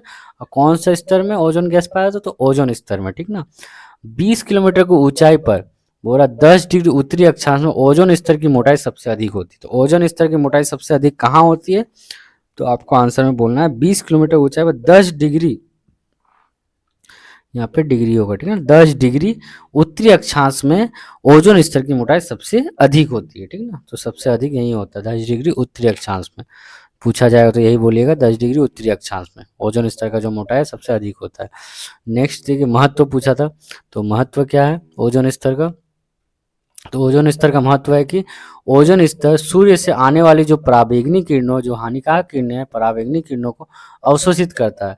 तो ओजोन स्तर हमारा यूवी लाइट्स को माने पराबैंगनी किरणों को क्या करता है? अवशोषित करता है तथा उनकी हानिकारक प्रभाव से जीव जगत की रक्षा करता है। और जो उसका हानिकारक प्रभाव है पराबैंगनी किरणों का, उससे हमें क्या करता है? पूरे जीव जगत को हमें रक्षा प्रदान करता है, ठीक ना, माने सुरक्षा देता है, ठीक ना, क्योंकि ये बहुत ही हानिकारक किरणें होते हैं, ठीक ना। अब नेक्स्ट हम लोग देखते हैं क्वेश्चन। नेक्स्ट क्वेश्चन है देखिए, बहुत इंपॉर्टेंट है, ये भी एग्जाम में पूछता है, ठीक ना। तो ओजोन स्तर की उत्पत्ति कैसे होती है? तो जो ओजोन स्तर बना है वो कैसे बना है, और या क्या पूछिएगा ओजोन स्तर किस प्रकार निर्माण हुआ है? तो दोनों टाइप से क्वेश्चन पूछता है। तो इसी तरह से आंसर भी आपको लिखना है। यहाँ पे मैंने नीचे दिया हुआ है, देखो आंसर समझा देता हूँ। ओजोन स्तर के निर्माण की मुख्य क्या क्या प्रक्रिया? देखिए ओजोन स्तर के निर्माण की मुख्य प्रक्रिया है O2 अणु का विघटन। विघटन माने टूटना। तो O2 का अणु जो है ऑक्सीजन O2 वो टूटता है, ठीक ना। तो कैसे देखिए, पहला पॉइंट यही है O2 अणु का विघटन। तो स्ट्रेटोस्फीयर में उपस्थित जो ऑक्सीजन के अणु होते हैं वो सूर्य की छोटी तरंग दैर्ध्य की पराबैंगनी किरणें, जिस पराबैंगनी किरणों में जैसे यूवी बी नाम दिया हुआ, अल्ट्रावायलेट का बी किरण और यूवी का सी किरण के प्रभाव से क्या होता है, वो जो ऑक्सीजन गैस है वो विघटित होकर ऑक्सीजन परमाणु में परिवर्तित हो जाता। परमाणु मतलब सिर्फ ओ, ये अणु था, दो ऑक्सीजन से मिलकर अणु बना था। अब ये क्या हुआ, टूटकर दो परमाणु में टूट जाता है, ठीक ना। तो यहाँ पे मैंने यहाँ दिखाया भी करके O2 टूट गया O प्लस O में, ठीक ना। उसके बाद क्या होता है O3 अणु का निर्माण। अब देखो O3 माने ओजोन का निर्माण। ओजोन अणु का कैसे निर्माण होता है? एक ऑक्सीजन परमाणु जो है, इसमें से जो एक ऑक्सीजन परमाणु होता है वो एक ऑक्सीजन अणु से, तो ऑक्सीजन का अणु से क्या होता है, से जुड़कर ओजोन गैस बनाता है। अब देखिए एक ऑक्सीजन परमाणु था जो विघटित हुआ था पराबैंगनी किरणों से, वो अब क्या होता है ऑक्सीजन अणु के साथ जुड़ जाता है और जुड़ के क्या बनाता है ऑक्सीजन O3। तो यहाँ एक O और यहाँ दो, टोटल O3 बना दिया। अब कुछ हीट रिलीज करता है, ठीक ना। तो यहाँ से हम लोगों का ओजोन गैस तैयार हो गया। तो किस तरह से तैयार हुआ आप लोग? ऑक्सीजन क्या हुआ, पहले यूवी लाइट से, यूवी किरण से क्या हो गया, यूवी रेस से विघटित होकर ऑक्सीजन परमाणु में टूटा। अब वो ऑक्सीजन परमाणु ऑक्सीजन से जुड़कर ओजोन गैस तैयार किया, ठीक ना। तो ओजोन गैस इस तरह से तैयार हुआ, ठीक ना। अब देखिए फिर यही प्रोसेस नीचे नेक्स्ट क्या है, O3 अणु का विघटन। अब जो O3 अणु बना हमारा, ओजोन गैस जो बना उसका भी विघटन होता है, ठीक ना, टूटता है। तो आगे यह क्या होता है O3 सूर्य की लंबी तरंग दैर्ध्य वाली जो प्रकाश पराबैंगनी किरणें हैं, जो UVA है, हम लोग यहाँ पे UVB और UVC O2 को तोड़ता था, यहाँ पे UVA है जो तेज सबसे लंबा तरंग दैर्ध्य वाला होता है। वो उसका प्रभाव से क्या होता है O3 विघटित हो जाता है, मतलब टूट जाता है और ऑक्सीजन अणु में परिवर्तित कर देता है। फिर से ये क्या था O3 टूट जाता है यूवी रेस के में O2 प्लस O में टूट जाता है, ठीक ना। तो इस तरह से यहाँ ऑक्सीजन और ऑक्सीजन परमाणु बनता है और ऑक्सीजन का अणु बनता है, ठीक ना। तो यहाँ पे ओजोन गैस टूट जाता है। फिर क्या होता है, फिर से वही O रहता है यहाँ पे O प्लस O2, ये जो सिंगल O है वो ऑक्सीजन के साथ मिलके डबल ऑक्सीजन बनाता है। दो अणु क्या बनाता है ऑक्सीजन बनाता है, ठीक ना। तो देखिए यहाँ पे इस प्रकार ये चलता रहता है। तो ये यही चक्रीय प्रक्रिया ओजोन स्तर में चलता रहता है। इसी तरह से ओजोन गैस वहाँ पे बनता है और टूटता है। किस तरह से सारा प्रक्रिया मैंने बता दिया। अब लास्ट में आपको लिखना क्या, इस प्रकार O3 माने ओजोन अणु का निर्माण और विघटन होता है, माने बनता है और टूटता है। ये दो निरंतर प्रक्रिया चलती रहती है, ये दोनों प्रक्रिया लगातार चलता रहता है, निरंतर माने लगातार चलता रहता है। इसलिए एक गतिशील संतुलन का निर्माण होता है, इसलिए इससे क्या होता है, एक गतिशील संतुलन का एक निर्माण और बैलेंस बना रहता है तथा स्ट्रेटोस्फीयर में ओजोन गैस की मात्रा स्थिर रहती है। इसलिए इस तरह से स्ट्रेटोस्फीयर में जो ओजोन गैस है उसका मात्रा भी स्थिर रहता है, बना रहता है, जो बैलेंस उसका बना रहता है, संतुलित रहता है, ठीक है, ना ही ज़्यादा होता है ना ही कम होता है, ठीक है ना। तो यहाँ पे हम लोगों ने समझा कि किस क्वेश्चन का आंसर, कि ओजोन स्तर का निर्माण कैसे होता है। तो अगर अब एग्जाम में अगर आपका क्वेश्चन आता है तो आपको इसी तरह से डिस्कस करके लिखना है, ठीक है। तो नेक्स्ट क्वेश्चन पर हम लोग चलते हैं। देखिए यहाँ पे हम लोगों ने बताया भी था कि ओजोन, यहाँ पे मैंने, देखिए नेक्स्ट क्वेश्चन क्या है, ओजोन स्तर का क्षय। तो ओजोन स्तर का क्षय मतलब किसे, माने घट रहा है ओजोन, ओजोन लेयर कैसे कम रहा है, तो उसका क्षय में बोला है सीएफसी की भूमिका बताइए। सीएफसी आप लोगों को पता होगा, क्लोरोफ्लोरोकार्बन जिसका फुल फॉर्म होता है क्लोरोफ्लोरोकार्बन। तो इसका भूमिका आपको बताना है, क्या महत्व है, सीएफसी कहाँ से कैसे उत्पन्न होता है ये भी आपको बताना है। तो इस तरह का क्वेश्चन एग्जाम में भी आते हैं, ठीक ना। तो ये देखते हैं क्या है, क्लोरोफ्लोरोकार्बन, सीएफसी मतलब क्लोरोफ्लोरोकार्बन का जो समूह होता है, ग्रुप, ओजोन क्षय के रूप में, वे ओजोन क्षय के रूप में जिम्मेदार होता है। ओजोन का जो क्षय करता है उसका मेन जिम्मेदार कौन होता है, सीएफसी होता है, ठीक ना। सूर्य की पराबैंगनी किरणों का प्रभाव से सीएफसी क्या होता है, विघटित होकर सक्रिय क्लोरीन परमाणु का निर्माण करता है, मैंने क्लोरीन परमाणु का निर्माण करता है, जो ओजोन से प्रतिक्रिया करके क्या बनाता है, O2 और क्लोरीन मोनो ऑक्साइड ClO उत्पन्न करता है, ठीक ना। तो ClO का नाम क्या है, क्लोरीन मोनोऑक्साइड। तो क्या क्या बनाता है, O3 के साथ प्रक्रिया करके CFC O3 से प्रक्रिया करके मैं रिएक्ट करके क्या बनाता है, ऑक्सीजन बनाता है और क्लोरीन मोनोऑक्साइड बनाता है, ठीक ना। यहाँ मैंने रिएक्शन में बता दिया, देखिए CFCl3 ये CFC का, ठीक ना। तो क्लोरोफ्लोरोकार्बन, ठीक ना जिसको बोलते हैं, तो ये टूट के CFCl3 बनाया, ठीक है, और प्लस क्लोरीन गैस मुक्त कर दिया। अब क्लोरीन गैस क्या कर रहा है, ओजोन के साथ रिएक्शन करके क्लोरीन मोनोऑक्साइड बना रहा है प्लस ऑक्सीजन बना रहा है, ठीक ना। तो ये रिएक्शन आप लोगों को इसी तरह से लिखना है। तो ओजोन से रिएक्ट करके क्या बनाया, ये यहाँ पे क्लोरीन मोनोऑक्साइड और ऑक्सीजन बनाया, ठीक ना। उत्पन्न जो सक्रिय क्लोरीन मोनोऑक्साइड है पुनः मैंने फिर से क्या होता है, ओजोन से प्रतिक्रिया करके फिर से ये ClO ओजोन के साथ प्रतिक्रिया करके O2 अणु और सक्रिय क्लोरीन परमाणु उत्पन्न करता है, जो पुनः O3 से विघटित करता है, जो फिर से क्या करता है, O3 को विघटित करता है। एक सक्रिय क्लोरीन परमाणु लाखों ओजोन अणुओं का विघटन कर सकता है, मतलब एक सक्रिय क्लोरीन क्या करता है, लाखों परमाणु क्लोरीन परमाणु को क्या करता है, मतलब सक्रिय क्लोरीन परमाणु लाखों को पूरा ओजोन अणु का विघटन कर सकता है, जितना भी माने लाखों ओजोन अणु का विघटन एक सक्रिय क्लोरीन कर सकता है। मतलब कहने का मतलब एक सक्रिय क्लोरीन मतलब कितना पावरफुल है कि लाखों ओजोन अणु का तोड़ सकता है, घटा सकता है, ठीक ना। तो यहाँ पर रिएक्शन मैंने बताया, ClO plus chlorine monoxide plus ozone के साथ रिएक्ट किया तो क्लोरीन प्लस 2 अणु ऑक्सीजन बनाया, ठीक। तो इस प्रकार ये प्रक्रिया निरंतर चलती रहती है, इसलिए ओजोन स्तर का क्षय घटित होता है। इस तरह पूरा ओजोन स्तर क्या होता है, घटता जा रहा है, ठीक ना। पूछा था कि ओजोन स्तर CFC का उपयोग क्या है, मैं कहाँ से पूछेगा, यहाँ पे CFC कहाँ से कैसे उत्पन्न होता है, तो ये यहाँ पे बताया गया है कि CFC का उपयोग कहाँ कहाँ होता है, मतलब कहाँ से उत्पन्न होता है, रेफ्रिजरेटर, ठीक ना, जो हम लोग फ्रिज वगैरह यूज़ करते हैं उसको रेफ्रिजरेटर से, एयर कंडीशनर AC जो है उसको एयर कंडीशनर लिखा है, दबाव युक्त स्प्रे मतलब जो कैन होता है, स्प्रे कलर वाला जो कैन होता है ना स्प्रे करने वाला, उससे संरक्षण के कार्य में उपयोग होता है। तो ये सब में उपयोग किया जाता है CFC का। CFC वायु में निष्क्रिय होता है, विषहीन होता है, अदाह्य माने ज्वलनशील नहीं होता था, वाष्पशील यौगिक होता है, वाष्पशील मतलब ये वाष्प बन के उड़ जाता है, तो ये ऐसा CFC होता है, ठीक ना। यहाँ मैंने पिक्चर में डायग्राम में भी बता दिया, देखिए किस तरह से शॉर्ट में बता दे रहा हूँ।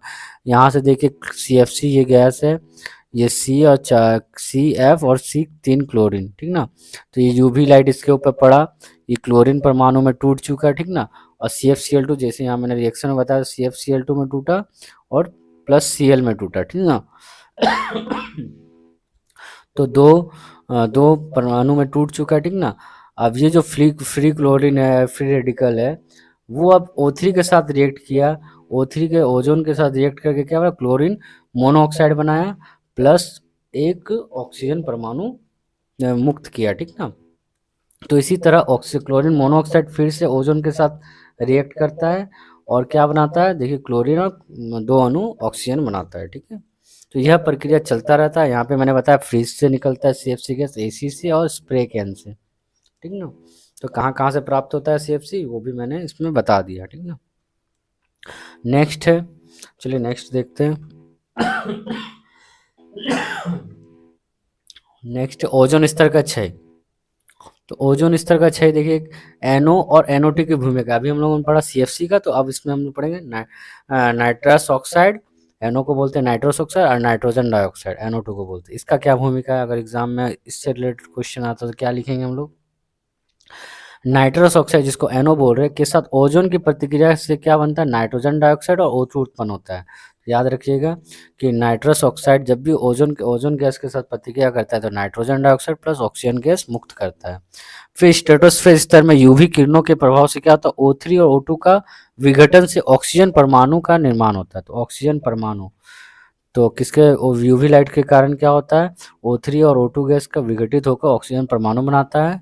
अब वही ऑक्सीजन परमाणु क्या होता है, NO2 अणु इस ऑक्सीजन परमाणु से प्रतिक्रिया करके नाइट्रस ऑक्साइड में फिर से परिणत हो जाता है, ठीक ना। तो इस तरह से परिणत हो जाता है।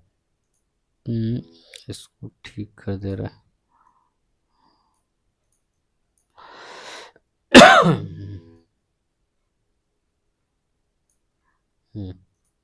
तो यहाँ पे देखिए रिएक्शन में O3 जो है ओजोन गैस है, वो O2 प्लस एक परमाणु ऑक्सीजन में टूट गया। अब वही नाइट्रोजन डाइऑक्साइड क्या हुआ, वही ऑक्सीजन परमाणु से जुड़ के नाइट्रस ऑक्साइड बनाया प्लस ऑक्सीजन गैस मुक्त कर दिया। वही चीज मैंने यहाँ भाषा में लिखा है, ठीक ना। तो नेक्स्ट क्या है, नेक्स्ट क्या हो गया उसके बाद, इस प्रकार नाइट्रस ऑक्साइड बोल रहा है, इस प्रकार नाइट्रस ऑक्साइड जो है NO की मात्रा बढ़ता नहीं है, बैलेंस बना रहता है तथा O3 अणुओं का क्रमशः विघटन होता रहता है, मतलब O3 क्या होता है, टूटता रहता है तथा ओजोन स्तर का क्षय होता रहता है। इस तरह से नाइट्रस ऑक्साइड ओजोन स्तर का क्षय में सहायता करता है, ठीक ना। मतलब अब देखिए यहाँ जेट विमानों के यहाँ कुछ पॉइंट मैंने डीप लाइन में लिखा है, क्या है, जेट विमानों के स्ट्रेटोस्फेयर स्तर में उड़ान भरने से उत्पन्न जो प्रदूषणकारी नाइट्रस ऑक्साइड गैस संचित होता है। तो नाइट्रोजन और नाइट्रस ऑक्साइड गैस आता कहाँ से, वो जेट विमानों से, ठीक ना। स्ट्रेटोस्फेयर में जेट विमान जो उड़ान भरता है, मैंने बताया था जेट विमान स्ट्रेटोस्फेयर में, उसी से जो प्रदूषणकारी जो वायु है वो गैस उसी से निकलता है, नाइट्रस ऑक्साइड उसी में संचित होता है, ठीक ना। नेक्स्ट क्वेश्चन हम लोग देखते हैं क्या है, ओजोन छिद्र क्या है, ओजोन स्तर क्षय के दो कारण बताओ तथा इसके हानिकारक प्रभाव बताना। तो ओजोन छिद्र क्या है, देखिए ओजोन छिद्र क्या है, ओजोन छिद्र प्राकृतिक और मानवीय कारण से, माने प्राकृतिक रूप से हमारे मनुष्यों के द्वारा किसी कारण से बोल रहा, ओजोन गैस की उत्पत्ति की दर से विघटन की दर अधिक होने से, जो अभी हम लोगों ने पढ़ा विघटन, जो ओजोन स्तर का विघटन हो रहा है, क्षय हो रहा है, उसकी अधिकता के कारण माना दर अधिक होने से पूरा स्ट्रेटोस्फेयर के अंतर्गत ओजोन स्तर लगभग सभी जगह से अधिक पतला होता जा रहा है, मतलब लेयर घटता जा रहा है, ठीक है, क्षय होने के कारण। तो ओजोन स्तर का यह पतला हो जाना ओजोन छिद्र या ओजोन रंध्र या ओजोन स्तर का क्षय कहलाता है, ठीक ना। इसी को बोलते हैं ओजोन क्षय, ओजोन रंध्र या ओजोन छिद्र, कुछ भी बोलिए, ठीक ना। तो ये किसके कारण हो रहा है, प्राकृतिक रूप से भी और मानवीय कारण के कारण, जो CFC नाइट्रस ऑक्साइड ये सब के कारण क्या होता है, ओजोन स्तर का क्या हो रहा है, क्षय हो रहा है, जिसके कारण क्या हो रहा है, वो स्तर क्या हो रहा है, पतला होता जा रहा है। जो स्तर हम लोग का ओजोन लेयर है, जो हम लोगों ने पढ़ा, जो एक लेयर है ओजोन का, वो धीरे धीरे घटता जा रहा है और उसमें क्या होल आ जा रहा है, छिद्र हो जा रहा है पतला होने के कारण। तो उसी को ओजोन क्षय या ओजोन स्तर कहते हैं, ठीक ना, ओजोन रंध्र या ओजोन स्तर का क्षय कहते हैं, ठीक ना। तो ओजोन स्तर का क्षय का कारण क्या है, तो कारण पूछेगा तो कारण क्या लिखना, देखो पॉइंट वाइज मैंने यहाँ बता दिया। दो कारण, पहला कारण क्या है? नाइट्रोजन के ऑक्साइड समूह ओजोन, नाइट्रोजन ऑक्साइड का जो समूह होता है, नाइट्रोजन का जो भी ऑक्साइड होता है उसके समूह ग्रुप ओजोन के विघटन में योगदान देता है, इसलिए ओजोन स्तर क्षय हो रहा है। जो मैंने अभी इसके पहले वाले क्वेश्चन में बताया कि नाइट्रोजन का बहुत योगदान है ओजोन के विघटन में, नाइट्रोजन के ऑक्साइड में, नाइट्रोजन का नहीं, नाइट्रोजन के ऑक्साइड का, ठीक ना। तो उसके कारण हो रहा है ओजोन का क्षय। और दूसरा मैंने बताया था सीएफसी यौगिक के उत्पन्न सक्रिय क्लोरीन परमाणु ओजोन स्तर का क्षय कर रहे हैं। तो अभी मैंने सीएफसी का ही बताया था कि जो क्लोरीन का एक सक्रिय परमाणु कितना लाखों ओजोन गैस को क्या करता है, तोड़ता है। तो उसी प्रकार क्लोरीन परमाणु क्या ओजोन स्तर का क्षय का कारण बनता है, ठीक ना। नेक्स्ट क्या है, हानिकारक प्रभाव पूछा था। हानिकारक प्रभाव में हमें क्या बोलना है? तो हानिकारक प्रभाव का पहला पॉइंट क्या है? तो पहला पॉइंट है ओजोन स्तर क्षय से सूर्य की हानिकारक किरणें पृथ्वी पर अधिक मात्रा में पहुंचेगी। तो अब ओजोन स्तर का क्षय हो रहा है, तो सूर्य का जो हानिकारक प्रभाव यूवी लाइट है वो हमारे क्या पृथ्वी तक पहुंचेगा। तो उससे क्या होगा? पहला पॉइंट, पृथ्वी का औसत तापमान जो बढ़ेगा, तापमान ऑब्वियसली बढ़ेगा, इसलिए ध्रुवीय क्षेत्र में बर्फ पिघलने लगेगा। तो समुद्र का जल स्तर बढ़ता जाएगा। बर्फ पिघलेगा तो कहाँ जाएगा? वो सारा समुद्र में जाएगा, पानी में। तो वहां से क्या होता है, समुद्र का पानी का जो लेयर है वो बढ़ता जाएगा, तो उससे ऊंचाई बढ़ेगा, ठीक ना। दूसरा क्या पॉइंट, त्वचा कैंसर होगा, स्किन कैंसर होगा, मतलब सनबर्न एक बीमारी, ठीक ना, वो भी होगा उसके कारण, यूवी प्रकाश अल्ट्रावायलेट रेज के कारण। आंखों में मोतियाबिंद होगी, ठीक ना, आदि रोगों का प्रभाव बढ़ेगा। तो ये सारा कारण, इसका हानिकारक कारण क्या होगा? ये त्वचा कैंसर होगा, सनबर्न होगा, आंखों में मोतियाबिंद होगा। तो ये तीनों नाम आपको याद रखना है, एग्जाम में इंडायरेक्टली पूछा जाता है ये सब, ठीक ना। कि ओजोन ओजोन ओजोन लेयर के क्षय से कौन कौन सी बीमारियां हो सकती है? त्वचा कैंसर, सनबर्न, आंखों में मोतियाबिंद, ये सारा, ठीक है।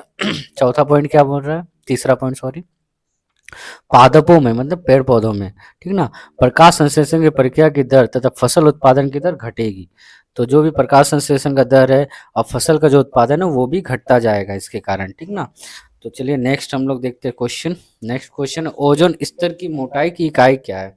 तो मोटाई की इकाई मतलब ओजोन स्तर का जो मोटाई है लेयर, उसको हम लोग किससे मापते हैं, ठीक ना। तो उसको हम लोग किससे मापते हैं? देखिए यहाँ पे लिखा हुआ है। तो ओजोन स्तर की मोटाई की जो इकाई है वो डॉप्सन है। क्या है? डॉप्सन, याद रखिएगा, डॉप्सन यूनिट से हम लोग मापते हैं। ये एग्जाम में बहुत बार पूछा गया है, ठीक ना। तो डॉप्सन यूनिट से हम लोग ओजोन स्तर की मोटाई को मापते हैं, ठीक है। तो ओजोन स्तर की मोटाई को किससे मापते हैं? डॉप्सन से, ठीक ना। थोड़ा मोटा कर लेते हैं। हाँ, तो 0 डिग्री तापमान और 76 सेंटीमीटर हाइड्रागायरम दाब पर, मतलब पारा के दाब पर बोल रहा है। टेम्परेचर कितना? 0 डिग्री तापमान और 76 सेंटीमीटर हाइड्रागायरम, ठीक है, पारा का स्तंभ के दाब पर बोल रहा है। जो ओजोन स्तर का 0.0 मिलीमीटर मोटे ओजोन स्तर की मोटाई को एक डॉप्सन इकाई कहते हैं। तो एक डॉप्सन इकाई किसे कहते हैं पूछेगा? 1 DU, इसको शॉर्ट में बोलते हैं 1 DU। किसे कहते हैं? तो यही लिखना आप लोग। क्या लिखना है? 0 डिग्री तापमान और 76 सेंटीमीटर पारा दाब पर 0.01 मिलीमीटर मोटे ओजोन स्तर की मोटाई को 0.01, याद रखिए 0.01 मिलीमीटर मोटे ओजोन स्तर की मोटाई को हम लोग बोलते हैं एक डॉप्सन इकाई, 1 डॉप्सन यूनिट, ठीक ना। तो डॉप्सन किसका इकाई है? ओजोन स्तर का जो मोटाई मापते हैं उसका इकाई है। और किसको बोलते हैं? 0 डिग्री तापमान पर 76 सेंटीमीटर हाइड्रागाम दाब पर 0.0 मोटे स्तर ओजोन स्तर की मोटाई को 1 डॉप्सन कहते हैं, ठीक ना। यहाँ पे हमारा ओजोन स्तर का सारा क्वेश्चन खत्म। अब हम लोग चलते ग्रीन हाउस क्या है। तो ये बहुत इंपॉर्टेंट है, ठीक ना। ग्रीन हाउस क्या है? तो देखिए ग्रीन हाउस क्या है। ग्रीन हाउस शब्द का अर्थ ग्लास हाउस, मतलब इसका मतलब क्या था? ग्लास का हाउस माने कांच का घर, ठीक ना। पौधों की परिवर्धन के लिए बनाया जाता है, पौधों की परिवर्धन के लिए बनाया जाता है, ठीक ना, पौधों के लिए बनाया जाता है वो। सूर्य से आने वाली छोटी तरंग दैर्घ्य, जो सूर्य से जो छोटी छोटी तरंग दैर्घ्य आते हैं, जैसे यहाँ बगल के पिक्चर मैंने दिखाया है, पिक्चर को भी देखिएगा, नोटिस करिएगा। तो बोल रहा है कि छोटी तरंग दैर्घ्य की तापीय विकिरण ग्रीन हाउस की दीवार से प्रवेश कर, माने इससे क्या होता है? वो किरण प्रवेश कर तो जाता है, बट क्या होता है, मैं जो तरंग दैर्घ्य है, यूवी जो भी लाइट है, ठीक ना, सूर्य से आने वाली जो तरंग दैर्घ्य है वो इसके अंदर कांच के वाले घर के अंदर प्रवेश कर जाता है, दीवार से प्रवेश कर जाता है, कर अंदर पहुंच जाती है। लेकिन बोल रहा है अंदर के पौधे और मिट्टी से निकलने वाली लंबी तरंग दैर्घ्य, अब जो अंदर का जो पौधा सब है और उसमें जो मिट्टी सब है, उसमें जो लंबी तरंग दैर्ध्य होती है, वो तरंग दैर्ध्य की इंफ्रारेड विकिरण दीवार से प्रवेश कर बाहर नहीं निकल पाती है, ठीक ना। अब जो इसके अंदर आ गया है वो ये सबसे, ये कांच के घर से बोल रहा है बाहर नहीं निकल पाती है, ठीक ना। इसलिए ग्रीन हाउस के अंदर गर्मी बढ़ता है, इसी कारण बोल रहा है जो ग्रीन हाउस है, जो हम लोगों ने ग्रीन हाउस देखा, उसके अंदर क्या होता है, गर्मी बढ़ता जाता है तथा पौधों की वृद्धि के लिए उपयुक्त होता है। तो इतना होता है कि पौधों के लिए वो क्या होता है, अच्छा माना जाता है, ठीक ना। तो शीत प्रधान मतलब जहाँ ठंडे देशों में, शीत प्रधान देशों में ग्रीन हाउस का प्रभाव का उपयोग किया जाता है। तो ये ज्यादा उपयोग कहाँ किया जाता है, जहाँ शीत प्रधान देशों में ठंडे जगहों पे ज्यादा यूज किया जाता है, क्योंकि वहाँ सूर्य की रोशनी बहुत कम ही आती है। तो ठंडा देशों में क्या होता है, पौधों को इसी ग्रीन हाउस में रखा जाता है, ठीक ना। तो इस तरह से इसी इसी को हम लोग बोलते हैं ग्रीन हाउस, पौधा घर हिंदी में जिसको बोल सकते हैं, ग्लास हाउस, कांच का घर, कांच का हाउस, ठीक ना, पौधों के लिए जो कांच का घर है, ठीक ना। तो देखिए यहाँ मैंने पिक्चर में दिखाया है, पिक्चर में अच्छे से समझे, यहाँ पे देखिए, यहाँ पे कितने सारे फसल है, ठीक ना। तो उनको इस कांच के घर में किस तरह से रखा गया है, ठीक ना। और यहाँ पे ये फसल उगाया जा रहा है, ठीक ना। तो ऐसे ये शीत प्रधान देशों में किया जाता है ऐसा, ठीक ना, ठंडे देशों में। तो नेक्स्ट हम लोग देखते हैं, तो क्वेश्चन क्या है, ग्रीन हाउस प्रभाव क्या है, ठीक ना। अभी हम लोगों ने पढ़ा ग्रीन हाउस क्या है, अब उसके प्रभाव को हम लोग पढ़ेंगे। तो ग्रीन हाउस प्रभाव क्या है, ग्रीन हाउस गैसें कौन कौन सी होती है तथा उदाहरण। ये बहुत ही इंपॉर्टेंट क्वेश्चन है, बहुत बार एग्जाम में आया हुआ है, तो वीवीआई करके रखिएगा, ठीक ना। तो बहुत बार पूछा गया है, ठीक ना। तो देखिए ग्रीन हाउस प्रभाव क्या है, यदि वो रहा प्राकृतिक प्रक्रिया से वायुमंडल में कुछ गैसीय पदार्थ होते हैं, जैसे कार्बन डाइऑक्साइड CO2, CH4 को मीथेन बोलते हैं, एन N2O को बोलते हैं नाइट्रस ऑक्साइड, ठीक ना। और H2O को बोलते हैं जलवाष्प, O3 को ओजोन, और CFC को बोला अभी हम लोगों ने पढ़ा क्लोरोफ्लोरोकार्बन। ये सारे गैसीय पदार्थ को हम लोग ग्रीन हाउस बोलते हैं, ठीक ना, याद रखिएगा, ये सारा ग्रीन हाउस गैस है। तो सूर्य से आने वाली छोटी तरंग दैर्ध्य की तापीय विकिरण पृथ्वी पर आने देते हैं। तो ये सारा तरंग दैर्ध्य, छोटे छोटे तरंग दैर्ध्य क्या होता है, पृथ्वी पर हमारे आते रहते हैं, ठीक ना। लेकिन उत्पत्त भूपृष्ठ से विकिरित अपेक्षाकृत लंबी तरंग दैर्ध्य की तापीय विकिरण का कुछ भाग अवशोषित तथा शेष भाग पृथ्वी पर परावर्तित करता रहा है, ठीक ना। मतलब बोल क्या रहा है इसमें, जो भी छोटी छोटी तरंग दैर्ध्य हमारे पृथ्वी तक पहुंचती है विकिरण के माध्यम से, वो आने के बाद जो उससे उसके आने के बाद जो पृथ्वी से जो लंबी तरंग दैर्ध्य जो होती है, वो पृथ्वी से परावर्तित नहीं होती, ठीक ना। कुछ भाग यहीं पे हमारे भूमि पर रह जाता है, जमीन पर रह जाता है, शेष भाग यहाँ लिखा हो, शेष भाग पृथ्वी पर परावर्तित करता है, ठीक ना। तो भूपृष्ठ तथा उससे संलग्न वायुमंडल, जो भूपृष्ठ होता है और उससे आसपास का जो वायुमंडल है, वो उत्पत्त हो रहेगा, माने गर्म रहेगा, उत्पत्त माने गर्म रहेगा। फलस्वरूप क्या होता है, पृथ्वी पर जीवन संभव होता है, जिसके कारण ही यह बैलेंस बना रहता है और हमारे पृथ्वी पर जो जीवन है वो संभव है, तथा अनुकूल परिवेश है, रहने लायक है। अनुकूल मतलब रहने लायक जो परिवेश है, वातावरण निर्माण होता है, उसे ग्रीन हाउस प्रभाव कहते हैं। ग्रीन हाउस प्रभाव के कारण पृथ्वी का औसत तापमान 15 डिग्री सेल्सियस होती है। तो ग्रीन हाउस प्रभाव के कारण ही हमारा जो पृथ्वी का जो औसत तापमान है वो 15 डिग्री सेल्सियस हो रहा है, ठीक ना, होता है। तो समझ में आया होगा, एक बार मैं फिर से समझा दे रहा हूँ ग्रीन हाउस प्रभाव क्या है। इसमें ये क्या है, कुछ प्राकृतिक प्रक्रिया है जिसमें क्या होता है, वायुमंडल में कुछ गैसीय पदार्थ होते हैं, जैसे carbon dioxide, methane, nitrous oxide, जलवाष्प, ओजोन और CFC आदि गैस होते हैं, जिसमें क्या होता है, छोटे छोटे तरंग दैर्ध्य के तापीय माने गर्म विकिरण के माध्यम से क्या, तो पृथ्वी पर आते हैं। और लेकिन उत्पत्त जो भूपृष्ठ होता है, ये सब आते हैं तो ये क्या करते हैं, हमारे भूपृष्ठ को गर्म करते हैं। तो भूपृष्ठ को गर्म करके विकिरण अपेक्षाकृत क्या होता है, लंबी तरंग दैर्ध्य के तापीय विकिरण को वो कुछ भाग अवशोषित कर लेता है। जो लंबी लंबी तरंग दैर्ध्य के जो हमारे भूपृष्ठ पे आते हैं, वो क्या होते हैं, वो क्या करते हैं, उसको अवशोषित कर लेते हैं, ठीक ना। और कुछ जो शेष भाग होता है वो पृथ्वी पर क्या होता है, परावर्तित करता है। पृथ्वी क्या करता है, उसको परावर्तित करता है, भेज देता है वापस। देखिए यहाँ पिक्चर में जैसे मैंने समझा रहा हूँ, तो वो कैसे क्या, देखिए यहाँ पे सूर्य का प्रकाश से कुछ तरंग दैर्ध्य आ रहा है छोटे छोटे, वो हमारे देखिए, और ये हमारे पृथ्वी के आसपास में जो जो गैसें पाए गए, water vapour, CO2, methane, water vapour में जलवाष्प या ग्रीन हाउस गैस या O3, ये सारा क्या होता है, छोटे छोटे तरंग दैर्ध्य आते हैं हमारे पृथ्वी पर। और जो लंबे तरंग दैर्ध्य होते हैं उसमें से कुछ भाग वो पृथ्वी क्या करता है, अवशोषित कर लेता है, एब्जॉर्ब कर लेता है, और बाकी जो तरंग दैर्ध्य होता है वो उसे क्या करता है, पृथ्वी परावर्तित कर देता है, देखिए भेज दे रहा, वापस भेज देता है, ठीक ना। तो जिसके कारण क्या होता है, हमारा जो वायुमंडल का जो वातावरण है वो उसका जो वातावरण है वो हमारा अनुकूल परिवेश को बनाए रखता है, जिससे जीवन संभव रहता है। वरना क्या होता है, अगर पृथ्वी गर्म होता रहता तो यहाँ पे रहना मुश्किल हो जाता, जीवन संभव नहीं रहता। तो इस ग्रीन हाउस इफेक्ट के कारण ही यहाँ पे रहना संभव है हमारा। पृथ्वी का जो औसत तापमान हमारा अभी कितना बना रहता है, 15 डिग्री सेल्सियस, ठीक ना। तो ग्रीन हाउस गैस क्या है, तो वायुमंडल में वह गैसीय पदार्थ जो ग्रीन हाउस प्रभाव उत्पन्न करता है, तो वायुमंडल में वह सभी गैस जो ग्रीन हाउस प्रभाव उत्पन्न करता है उन्हें ग्रीन हाउस गैस कहते हैं। सिंपल सा है, ठीक है। उदाहरण में कौन कौन सा, carbon dioxide, methane, chlorofluorocarbon, nitrous oxide, ozone, जलवाष्प, ठीक है। ये सारा ग्रीन हाउस है, ये पूरा याद रहना चाहिए, ये शॉर्ट क्वेश्चन में एमसीक्यू में पूछता है, ठीक है। तो ऑप्शन आपको दिया रहेगा, इसमें से पूछेगा कौन सा नहीं है या कौन सा है, इस तरह से कौन सा ग्रीन हाउस गैस है, कौन सा ग्रीन हाउस गैस नहीं है, इस तरह से क्वेश्चन पूछता है। तो सबसे कमजोर ग्रीन हाउस गैस पूछा जाएगा तो मीथेन है, और सबसे मजबूत ग्रीन हाउस गैस जो है सबसे, वो CO2 है, सबसे माने जो उत्तरदायी है, ठीक ना। तो सबसे ज़्यादा जो मजबूत ग्रीन हाउस गैस है वो CO2 है, और सबसे कमजोर है मीथेन, ठीक है। तो चलिए नेक्स्ट क्वेश्चन पे देखते हैं। नेक्स्ट क्वेश्चन क्या है, ग्रीन हाउस प्रभाव की उपयोगिता क्या है, क्या उपयोग है, ठीक है। तो ग्रीन हाउस गैस प्रभाव से, ग्रीन हाउस गैस से भूपृष्ठ तथा उससे संलग्न जो वायुमंडल है, भूमि और उससे आसपास के जो वायुमंडल है वो एक निश्चित सीमा तक गर्म होता है, उत्पन्न होता है, मैंने उत्पन्न रखती है, मैंने गर्म रखती है, जो लगभग औसतन कितना 15 डिग्री सेल्सियस, जिससे कारण क्या जीवन संभव होता है तथा अनुकूल तापमान बनाए रखता है, मैंने रहने लायक ऐसा तापमान बना रहता है, ठीक ना। ग्रीन हाउस प्रभाव ना हो तो क्या होगा, भूपृष्ठ तथा उससे संलग्न वायुमंडल की औसत जो तापमान है वो लगभग क्या होगा, -30 डिग्री सेल्सियस पर पहुंच जाएगा।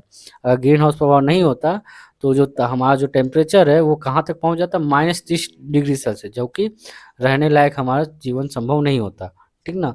तो इसी के कारण हम लोग यहाँ पे जीवन, यहाँ पे हम लोग रह पा रहे हैं, ठीक ना, ग्रीन हाउस प्रभाव के कारण। इस तापमान पर जीव जगत का कोई अस्तित्व नहीं होता। देखिए -30 डिग्री सेल्सियस पर किसी भी जीव का जीवित रहना नहीं हो पाता, जो कोई भी जीव जगत में ऐसा इस टेम्परेचर पे नहीं रह सकता कोई भी जीव, ठीक ना।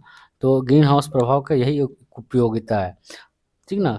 देखिए प्राणी अस्तित्व टिकाए रखने के लिए, तो ये क्या है, प्राणी अस्तित्व टिकाए रखने के लिए ग्रीन हाउस प्रभाव की भूमिका अपरिहार्य है, ठीक ना। तो प्राणियों का अस्तित्व बनाए रखने के लिए ग्रीन हाउस प्रभाव का बहुत ही महत्वपूर्ण योगदान है, ठीक ना। नेक्स्ट क्वेश्चन क्या है, नेक्स्ट क्वेश्चन देखते हैं। यहाँ पे नेक्स्ट क्वेश्चन है कि N2 मतलब नाइट्रोजन, ऑक्सीजन O2 तथा carbon monoxide gas green house gas क्यों नहीं है, ठीक ना। तो यहाँ पीछे एक, ये जो यहाँ पे था नाइट्रस ऑक्साइड, यहाँ पे आप लोग N2O कर लीजिएगा, ठीक ना। ये NO2 नहीं होगा, ये नाइट्रोजन डाइऑक्साइड हो जाएगा, ठीक ना। इसे टिक कर लीजिएगा, N2, यहाँ पे जो N2 है वो नाइट्रस ऑक्साइड है, ठीक है। नेक्स्ट चलिए, यहाँ पे देखिए N2O2 और CO गैस भूपृष्ठ से विकिरित लंबी जो तरंग दैर्ध्य की अवरक्त किरणें हो को क्या कहता है, अवशोषित नहीं कर सकती, इसलिए ग्रीन हाउस प्रभाव नहीं देती, इसलिए N2O2 और CO gas green house gas नहीं है। तो पूछता है किस N2O2 CO क्या गैस क्या ग्रीन हाउस गैस है, तो नहीं है। क्यों नहीं है, तो क्योंकि इसमें जो लंबी तरंग दैर्ध्य का जो अवरक्त किरण है वो अवशोषित नहीं होती है, जिसके कारण इसलिए इसको ग्रीन हाउस प्रभाव नहीं मतलब इसलिए इसको ग्रीन हाउस प्रभाव नहीं दे कह सकते, ठीक ना। इसलिए बोला N2O2 CO gas green house gas नहीं है, अवशोषित नहीं कर पाता, इसलिए ये ग्रीन हाउस गैस नहीं है, ठीक है। नेक्स्ट क्वेश्चन क्या है, वैश्विक उष्मायनता या ग्लोबल वार्मिंग क्या है, ये भी बहुत इंपॉर्टेंट क्वेश्चन है, VVI, ठीक ना। तो क्या है देखिए, मानवीय क्रियाकलापों से उत्पन्न प्रदूषण के कारण, हम लोग जो प्रदूषण कर रहे हैं उनके कारण हो रहा है, वायुमंडल में ग्रीन हाउस गैसों की मात्रा क्रमशः क्या हो रहा है, बढ़ता जा रहा है, बढ़ती है। इससे ग्रीन हाउस प्रभाव बढ़कर वायुमंडल तथा पृथ्वी की औसत तापमान, इससे क्या होता है, ग्रीन हाउस प्रभाव बढ़कर क्या हो रहा है, वायुमंडल जो तापमान है, जो औसत तापमान जो हम लोग 15 डिग्री सेल्सियस बोले, वो क्रमशः बढ़ने की संभावना उत्पन्न होती है। इससे क्या होता है, वो और बढ़ता जाएगा, उसे ग्लोबल वार्मिंग या वैश्विक उष्मायनता कहते हैं। तो हमने अभी देखा ग्रीन हाउस प्रभाव क्या था, ग्रीन हाउस प्रभाव था कि जो हमें एक औसत तापमान देता था, जो 15 डिग्री सेल्सियस, जो जीवन जिसमें संभव है, नॉर्मल टेम्परेचर। लेकिन अब क्या हो रहा है, हमारे प्रदूषण के कारण ग्रीन हाउस गैस का मात्रा बढ़ता जा रहा है, जिससे क्या हो रहा है, हमारा पृथ्वी का जो तापमान है वो बढ़ता जा रहा है औसत तापमान से, जिससे जिसे ही ग्लोबल वार्मिंग बोल रहे हैं। ग्लोबल वार्मिंग से पृथ्वी का औसत तापमान प्रति वर्ष लगभग कितना बढ़ रहा है, 0.05 डिग्री सेल्सियस बढ़ता जा रहा है। हर साल ये इतना डिग्री सेल्सियस बढ़ता जा रहा है। इसी को हम लोग बोलते हैं वैश्विक उष्णता हिंदी में, इंग्लिश में बोलते हैं ग्लोबल वार्मिंग। नेक्स्ट क्वेश्चन क्या है, ग्रीन हाउस प्रभाव के हानिकारक प्रभाव की चर्चा करें। उपयोगिता तो पढ़े, अब इसका हानिकारक प्रभाव भी पढ़ेंगे। अर्थात वैश्विक उष्णता के दो प्रभाव बताओ, मतलब ग्लोबल वार्मिंग का दो प्रभाव बताना है। तो यहाँ पे मैंने 3-4 लिखा है, बताया है, ठीक ना। तो जैसा जितना पूछेगा आप लोग उतना ही लिखना है। तो ग्रीन हाउस देखिएगा क्या क्वेश्चन आंसर क्या है, ग्रीन हाउस प्रभाव बढ़ने के हानिकारक प्रभाव क्या है। तो एक नंबर पॉइंट क्या है, तो एक नंबर पॉइंट है पृथ्वी की औसत तापमान बढ़ेगी, पृथ्वी का औसत तापमान बढ़ेगा, इसलिए ध्रुवीय क्षेत्र में बर्फ पिघलेगी, समुद्र का जल स्तर की ऊंचाई बढ़कर उपकूल क्षेत्रों में डुबो देगी, माने आसपास का जो क्षेत्र होगा वो डूब जाएगा। अगर बर्फ पिघलेगा तो जल का स्तर बढ़ेगा, जल का स्तर बढ़ेगा तो आसपास का जो क्षेत्र है वो क्या होगा, डूब जाएगा, ठीक ना।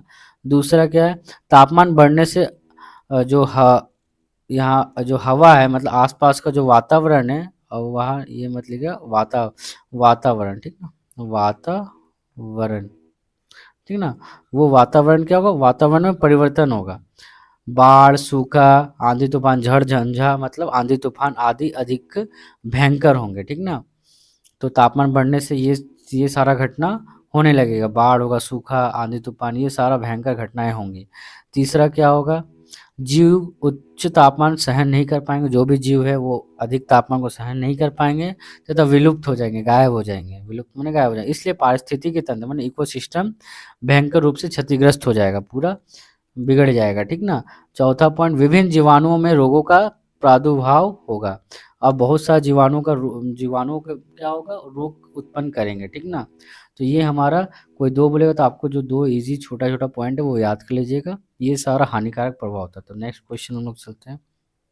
नेक्स्ट क्वेश्चन क्या है, ग्रीन हाउस प्रभाव नियंत्रण के या वैश्विक उष्णता नियंत्रण के दो उपाय बताओ, कैसे किस तरह से हम लोग ग्लोबल वार्मिंग को रोक सकते हैं, ठीक है। तो पहला पॉइंट क्या है, जीवाश्म ईंधन के उपयोग को कम कर, जीवाश्म ईंधन को उपयोग कर, जीवाश्म ईंधन क्या क्या, देखिए बगल में मैंने बता दिया है, कोयला, ऑयल, नेचुरल गैस, ये सब, केरोसिन, प्रोपेन, ये सब जीवाश्म ईंधन, फॉसिल फ्यूल है, ठीक ना। तो इसको बोल रहा कम कर, अपरंपरागत परिवेश अनुकूल ऊर्जा के उपयोग को बढ़ावा देना होगा, जो CO2 का उत्पादन कम करेगा, ठीक ना।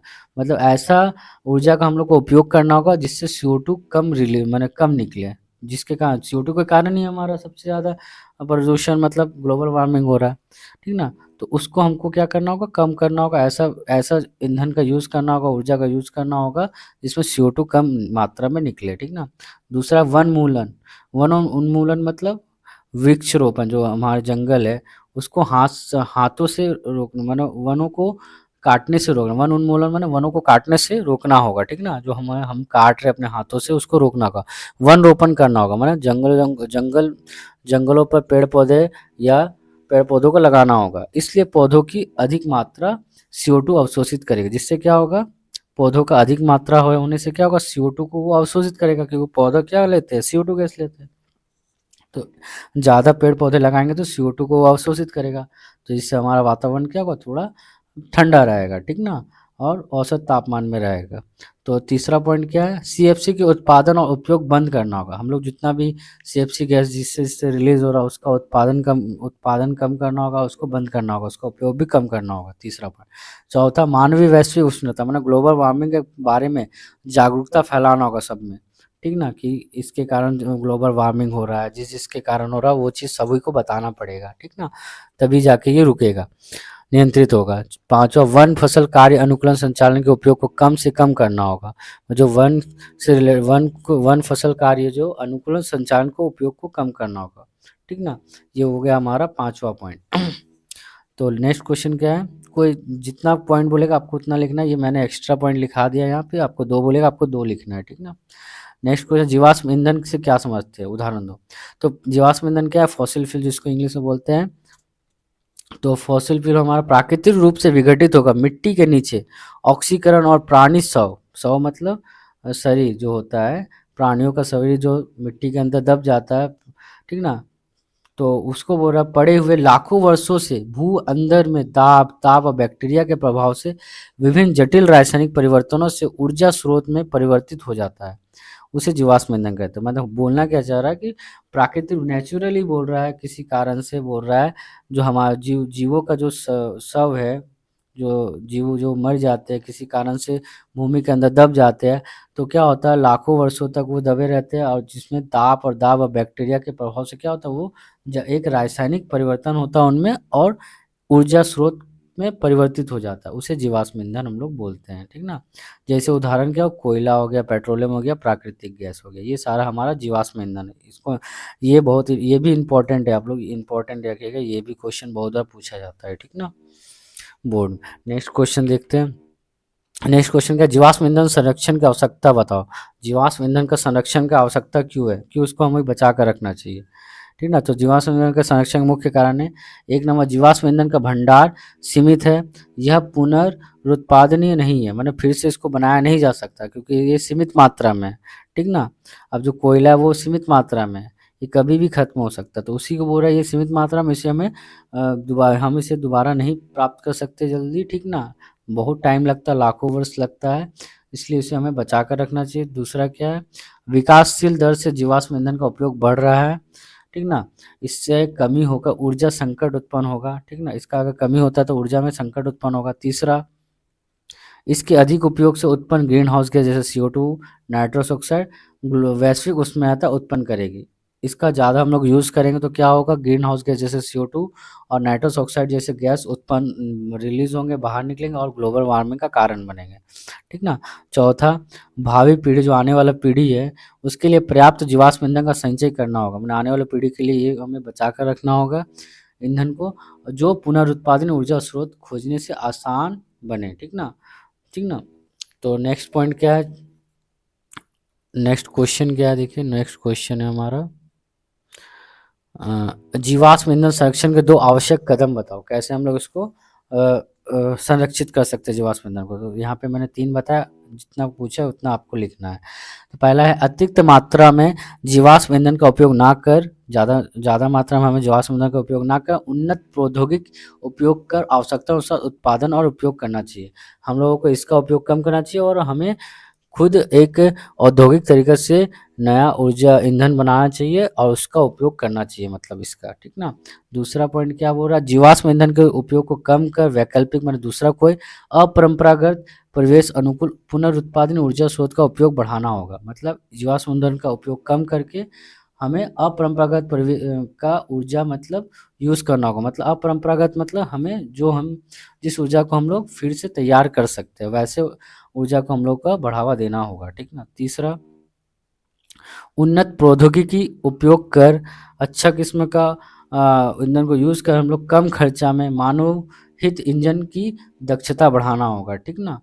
तो हमें ये क्या करना होगा, ऊर्जा अच्छा किस्म का कम खर्च में अच्छे किस्म का ऊर्जा को उत्पन्न करना होगा और मानव के हितों के बारे में सोचना होगा, ठीक ना। तो ये हो गया हमारा जीवाश्म ईंधन का क्वेश्चन। नेक्स्ट क्वेश्चन हम लोग देखते हैं। नेक्स्ट क्वेश्चन क्या, ईंधन क्या है। तो ईंधन क्या है, ईंधन का तापन मूल्य से क्या समझते हो, इसकी क्या की, ये भी VVI क्वेश्चन है, बहुत बार पूछा जाता है ये, ठीक ना। तो ईंधन क्या, वे पदार्थ जो ऑक्सीजन की उपस्थिति में दहन कर प्रचुर ताप ऊर्जा उत्पन्न करते हैं उन्हें ईंधन कहते हैं। तो वैसा पदार्थ जो ऑक्सीजन की उपस्थिति में जलकर दहन होकर प्रचुर मात्रा में ऑक्सीजन ऊर्जा उत्पन्न करते हैं उन्हें ईंधन कहते हैं। जैसे कोयला हो गया, प्राकृतिक गैस, ये सब बहुत ज़्यादा मात्रा में ऊर्जा उत्पन्न करते हैं, ठीक ना। तापन मूल्य क्या, कैलोरीफिक वैल्यू, ये बहुत बार क्वेश्चन आता है, ठीक ना एग्जाम, तो ये अच्छे से याद कर लीजिएगा। तो तापन मूल्य क्या, 1 किलोग्राम ठोस तरल ईंधन, 1 किलोग्राम ठोस तरल ईंधन या STP पर, STP मतलब स्टैंडर्ड टेम्परेचर प्रेशर पर बोल रहा है 1 क्यूबिक मीटर, मतलब क्यूबिक मतलब इंग्लिश टर्म है, इसको घन भी लिख सकते हैं। 1 क्यूबिक मीटर गैस से ईंधन का पूर्ण दहन करने से जो उत्पन्न ताप ऊर्जा की मात्रा को हम लोग ही ईंधन का तापन मूल्य कहते हैं। तापन मूल्य कैलोरीफिक बोलना क्या चाह रहा है कि 1 किलोग्राम ठोस या तरल ईंधन जो भी हो उसको एसटीपी पर अगर 1 क्यूबिक मीटर गैस ईंधन का पूर्ण रूप से दहन करते हैं तो जो ऊर्जा हम लोग को उत्पन्न होगा या जो ऊर्जा निकलेगा उसी को हम लोग बोलते हैं तापन मूल्य माने कैलोरीफिक वैल्यू। तो इसका इकाई है, तो इसका इकाई क्या है, इकाई देख लेते हैं। इसका इकाई है तापन मूल्य का एसआई इकाई है, बड़ी इकाई है जूल पर किलोग्राम। तापमान मूल्य का सीजीएस इकाई है कैलोरी पर ग्राम। और व्यवहारिक इकाई पूछा जाए तो किलो जूल पर किलोग्राम, या इसको बोल सकते किलो कैलोरी पर किलोग्राम। ठीक ना, ये तीनों इकाई आप लोगों को याद होना चाहिए, ये भी इकाई भी पूछा जाता है। नेक्स्ट हम लोग देखते हैं, नेक्स्ट क्वेश्चन है आदर्श या अच्छा ईंधन की क्या क्या विशेषता या गुण है। तो आदर्श ईंधन किसको बोलते हैं, इसका विशेषता है कि उसका तापन मूल्य अधिक उच्च होगा। दूसरा, सरल भंडारण और सुरक्षित उपयोग योग्य होगा। तीसरा, कम ज्वलांक विकिरण और कम धुआं निर्माण करने वाला हो। प्रदूषण नियंत्रक होगा, मैं ज़्यादा प्रदूषण नहीं करेगा। चौथा, सरल संरक्षण योग्य और परिवहन योग्य होगा। ठीक ना, उदाहरण जैसे प्राकृतिक गैस। नेक्स्ट क्वेश्चन क्या है, कोयला में, नेक्स्ट क्वेश्चन है कोयला में कार्बन की मात्रा सबसे अधिक क्यों होती है। तो देखिए इसका आंसर क्या है, कोयला में कार्बन की मात्रा अधिक होने से उस कोयले का तापन मूल्य उतना अधिक होता है, जितना अधिक कार्बन होगा उसके उतना ही ज़्यादा उसका तापन मूल्य कैलोरीफिक वैल्यू होगा। एंथ्रासाइट कोयले का तापन मूल्य सबसे अधिक होता है। पूछता है सबसे ज़्यादा तापन मूल्य किसका होता है, कौन से कोयले का होता है, तो एंथ्रासाइट कोयला। कोयला 4 टाइप का होता है जिसमें से सबसे ज़्यादा होता है एंथ्रासाइट का, फिर बिटुमिनस का होता है, फिर लिग्नाइट का होता है, फिर पीट का होता है। तो ये चारों टाइप का, सबसे ज़्यादा एंथ्रासाइट, सबसे कम पूछा जाएगा तो पीट में। ठीक ना, तो परिवर्तित ईंधन का तापन मूल्य क्या क्या देखिए यहाँ पर, ठोस ईंधन में कोल, ठीक ना, कोल के बाद कोयला। तरल ईंधन में कैसे होता है देखो परिवर्तित, डीजल, पेट्रोल और पैराफिन। गैस ईंधन बायोगैस, एलपीजी। परिवर्तित ईंधन है जो तापन मूल्य जो होता है परिवर्तित मूल्य का, ये सारा यहाँ पे मैंने बताया है। ठीक ना, तो ये ठोस में मैंने बताया कोल से कोयला, फिर तरल ईंधन डीजल, पेट्रोल और पैराफिन। गैस ईंधन में हो गया बायोगैस, एलपीजी, प्राकृतिक गैस और हाइड्रोजन सबसे ज़्यादा।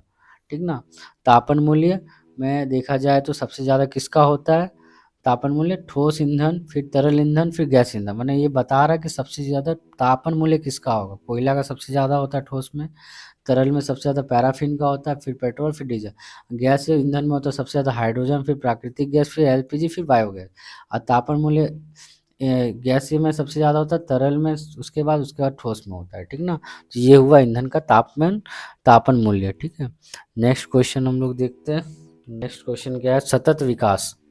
तो सतत विकास जिसको इंग्लिश में सस्टेनेबल डेवलपमेंट कहते हैं, क्या है ये, तो वह विकास एक टाइप का विकास है। ठीक ना, तो वह विकास जिसमें सूर्योदय ग्रहण की माध्यम से प्राकृतिक संसाधनों का संतुलित और न्यायोचित उपयोग तथा अपरंपरागत प्रौद्योगिकी के माध्यम से वर्तमान जीवन स्तर का उन्नयन माने विकास तथा भावी पीढ़ी माने आने वाले पीढ़ी के लिए प्राकृतिक संसाधनों को सुरक्षित करना मानवीय हित में सार्थक और उन्नयन होता है, उसे सतत विकास कहते हैं। ठीक ना, ये हुआ विकास माने किस तरह से हमें विकास करना होगा, तो हमें अपना जो हम लोगों का जो अपरंपरागत को यूज़ करना होगा। ठीक ना, प्राकृतिक संसाधनों को संतुलित रूप से यूज़ करना होगा, जो जैसे हम लोगों ने बताया था कोयला, ये सबको हम लोगों को क्या होगा संतुलित रूप से यूज़ करना होगा और आने वाले पीढ़ी के लिए बचा कर रखना होगा। तो इस तरह से हम लोग सतत विकास कर सकते हैं। ठीक ना, तो नेक्स्ट क्या, सतत विकास के मूल क्षेत्र क्या है। ठीक ना, तो सतत विकास का मूल क्षेत्र क्या है, तो देख लेते हैं मूल क्षेत्र क्या है। तो एक नंबर है भावी पीढ़ी की अपनी आवश्यकता पूर्ति करने में सक्षमता प्रभावित ना होकर वर्तमान पीढ़ी की आवश्यकता पूर्ति करना। तो ये अभी का जो पीढ़ी है उसका पहले हमें क्या करना होगा, आवश्यकता को पूर्ति करना होगा, आने वाले पीढ़ी को आवश्यकता को पूर्ति ना होकर, मतलब बोल रहा है कि भावी पीढ़ी की अपनी आवश्यकता पूर्ति करने में सक्षमता प्रभावित ना होकर वर्तमान पीढ़ी को आवश्यकता पूर्ति करना होगा। दूसरा क्या है, पृथ्वी के प्राकृतिक संसाधनों की सीमित मात्रा में वर्तमान तथा भावी परिवेश के अनुकूल उन्नति उत्पन्न करना। तो पृथ्वी के प्राकृतिक संसाधन जो है उसको सीमित मात्रा में यूज़ करना वर्तमान समय में तथा आने वाले पीढ़ी के लिए अनुकूल रूप से उन्नति उत्पन्न करना। ठीक ना, तो ये हो गया हमारा सतत विकास का मूल क्षेत्र। ठीक ना। सतत विकास का मूल क्षेत्र क्या है? तो ये था। नेक्स्ट क्वेश्चन हम लोग देखते हैं, सतत विकास के मुख्य विशेषता या कदम बताओ। तो पहला, अपुनरुत्पादनीय ऊर्जा, जिसको फिर से उत्पादन नहीं किया जा सकता, ठीक ना, के उपयोग को कम करना होगा। कम कर पुनरुत्पादनीय परिवेश अनुकूल ऊर्जा, माने जिसको जिसको हम लोग फिर से उत्पन्न किया जा सकता है वैसा ऊर्जा, जैसे हो गया सौर ऊर्जा, पवन ऊर्जा, जल विद्युत ऊर्जा, ज्वारीय ऊर्जा आदि का उपयोग बढ़ाना होगा। प्राकृतिक ऊर्जा को कम करना होगा और ये सारी ऊर्जा को हम लोग को उपयोग ज़्यादा करना होगा, ठीक ना। दूसरा, कचरा पदार्थों का पुनर्उपयोग और प्रदूषण नियंत्रण करना होगा। तीसरा, उन्नत प्रौद्योगिकी का उपयोग कर कम खर्च का मानव हानि इकाइयों की दक्षता बढ़ाना होगा, ठीक ना। और तो नेक्स्ट क्वेश्चन क्या है, सॉरी, नेक्स्ट क्वेश्चन है हमारा दो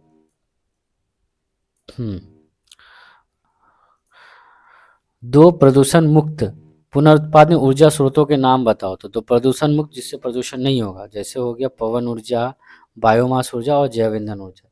3 बताया, 2 पूछा था, ठीक ना। तीसरा क्वेश्चन क्या, एक प्रदूषण मुक्त लेकिन अपुनरुत्पादन, जिसको फिर से उत्पादन नहीं किया जा सकता, वैसा एक प्रदूषण मुक्त जिससे प्रदूषण ना हो, उसका ऊर्जा का नाम। तो ये ऐसा ऊर्जा हो गया जीवाश्म ईंधन, जैसे कोयला हो गया, पेट्रोलियम हो गया, प्राकृतिक गैस। ये पुनरुत्पादन है, इसको बार बार उत्पादित नहीं किया जा सकता, ठीक ना। ये प्राकृतिक रूप से हमें प्राप्त होता है, ठीक ना। नेक्स्ट क्वेश्चन, दो अप्रदूषणकारी तथा पुनरुत्पादन ऊर्जा स्रोतों का नाम बताओ। तो दो अप्रदूषणकारी या पुनरुत्पादन ऊर्जा स्रोत का नाम है सौर ऊर्जा और ज्वारीय ऊर्जा। नेक्स्ट क्वेश्चन क्या है, दो अप्रदूषणकारी लेकिन अपुनरुत्पादन ऊर्जा स्रोतों के नाम क्या है। तो दो अप्रदूषणकारी और पुनरुत्पादन ऊर्जा स्रोत का नाम है भूतापीय ऊर्जा, परमाणु ऊर्जा। नेक्स्ट क्या है क्वेश्चन, नेक्स्ट क्वेश्चन है बायोमास ऊर्जा। बायोमास ऊर्जा क्या है, इसका उपयोग की एक असुविधा बताओ। तो कृषि अवशेष, कचरा, लकड़ी, पत्ते आदि, गोबर, कार्बनिक कचरा, फसल अवशेष, मांसाहारी, पान, गन्ना आदि विभिन्न मांसाहारी जो खाते हैं, ठीक ना, आदि विभिन्न कार्बनिक पदार्थों को एकत्र कर बायोमास कहते हैं। ये सारों को इकट्ठा किया जाए तो उसी को हम लोग बायोमास कहते हैं। इन बायोमास में से रासायनिक ऊर्जा संचित होती है, उसे बायोमास ऊर्जा कहते हैं। इसमें जो ऊर्जा संचित होता है उसको बायोमास ऊर्जा कहते हैं। असुविधा क्या है इसका, बायोमास ऊर्जा उपयोग से प्रदूषण निर्माण करने वाले गैसीय पदार्थ जैसे CO2 है वायु में मुक्त होते रहती है, ठीक ना। तो ये प्रदूषण निर्माण करते हैं बायोमास ऊर्जा से। नेक्स्ट क्वेश्चन क्या है, नेक्स्ट क्वेश्चन है बायोगैस या जैव गैस क्या है, इसके उपादानों को बताओ, इसका एक उपयोग बताओ। बहुत वेरी वेरी इंपॉर्टेंट, ये क्वेश्चन आता भी है बहुत एग्जाम में। मानव व प्राणी का मल, गोबर अवशेष, कृषि अवशेष, कचरा, फसल अवशेष, मांसाहारी, पान आदि बायोमास को वायुरोधी अवस्था में रखकर जैविक बैक्टीरिया की सहायता से जैव रासायनिक प्रक्रिया से दाह्य गैस उत्पादन किया जाता है, उसे जैव गैस या बायोगैस कहते हैं। उपादान क्या है, बायोगैस का मुख्य उपादान है मीथेन, इसके अलावा कार्बन डाइऑक्साइड है, सामान्य मात्रा में नाइट्रोजन, कार्बन मोनोऑक्साइड, ऑक्सीजन और हाइड्रोजन सल्फाइड और जलवाष्प है। इसके अलावा ये सारी गैसें भी है। उपयोग क्या, घरेलू ज्वाला और खाना पकाने के ईंधन के रूप में उपयोग किया जाता है, ठीक ना। तो नेक्स्ट क्वेश्चन है मीथेनोजेनिक बैक्टीरिया क्या है, ठीक ना, ये भी इंपॉर्टेंट क्वेश्चन है, ठीक ना। तो वे बैक्टीरिया जो वायु में अनुपस्थिति में बायोमास को विघटित कर माने तोड़कर प्रचुर रूप में मीथेन गैस मुक्त करता है, उससे मीथेनोजेनिक बैक्टीरिया कहते हैं, जैसे मीथेनोकोकस, मीथेनोबैक्टीरियम, ठीक ना।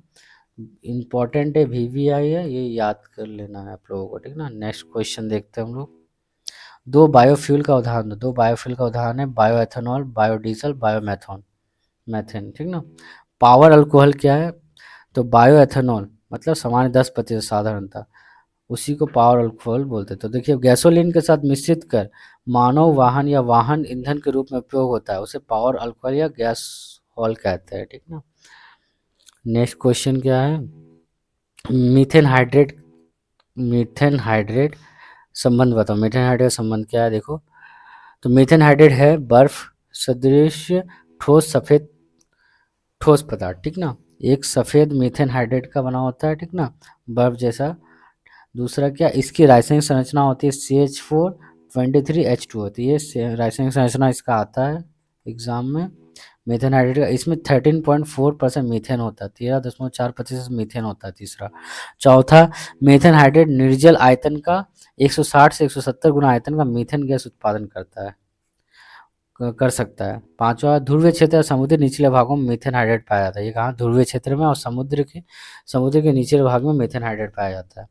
छठा क्या, इसे आग की बर्फ भी कहते हैं, आइस, फायर आइस, आग की बर्फ, ठीक ना। तो नेक्स्ट क्वेश्चन, कोयला खनन मीथेन या कोयला बेड मीथेन क्या है, संबंध बताओ। तो देखो क्या है, कोयला बेड मीथेन है कोयला खान से उत्पन्न एक मुख्य प्राकृतिक गैस जो कोयले की ऊपरी एक पतली स्तर रूप में संचित होता है। दूसरा पॉइंट, इसमें अल्प मात्रा में प्रोपेन, ब्यूटेन, नाइट्रोजन तथा कार्बन डाइऑक्साइड होता है। तो नेक्स्ट हमारा यहाँ पर ही और क्वेश्चन ख़त्म हो गया। यहाँ मैंने सारा चैप्टर 1 से डिस्कस कर लिया, सारा जितना भी इम्पोर्टेंट क्वेश्चन थे अच्छी तरीके से। इसी तरह से आपको आंसर भी एग्ज़ाम में लिखना है, ठीक ना। तो यहाँ पे मेरे सारे इम्पोर्टेंट क्वेश्चन कंप्लीट। तो आशा करता हूँ आप लोगों को समझ में आया होगा, ठीक ना। अगर वीडियो पसंद आए तो आप लोग लाइक, कमेंट और सब्सक्राइब कर दीजिएगा, ठीक ना। और इसी तरह का मैं वीडियो लाता रहूँगा, ठीक ना। तो आप लोगों को जो नए हैं वो बेल आइकन पर प्रेस कर लीजिएगा, जिससे कि मेरे आने वाले वीडियो का आपको नोटिफिकेशन मिलता रहे। तो चलिए यहाँ पे tata, bye bye, next video में मिलते हैं हम लोग।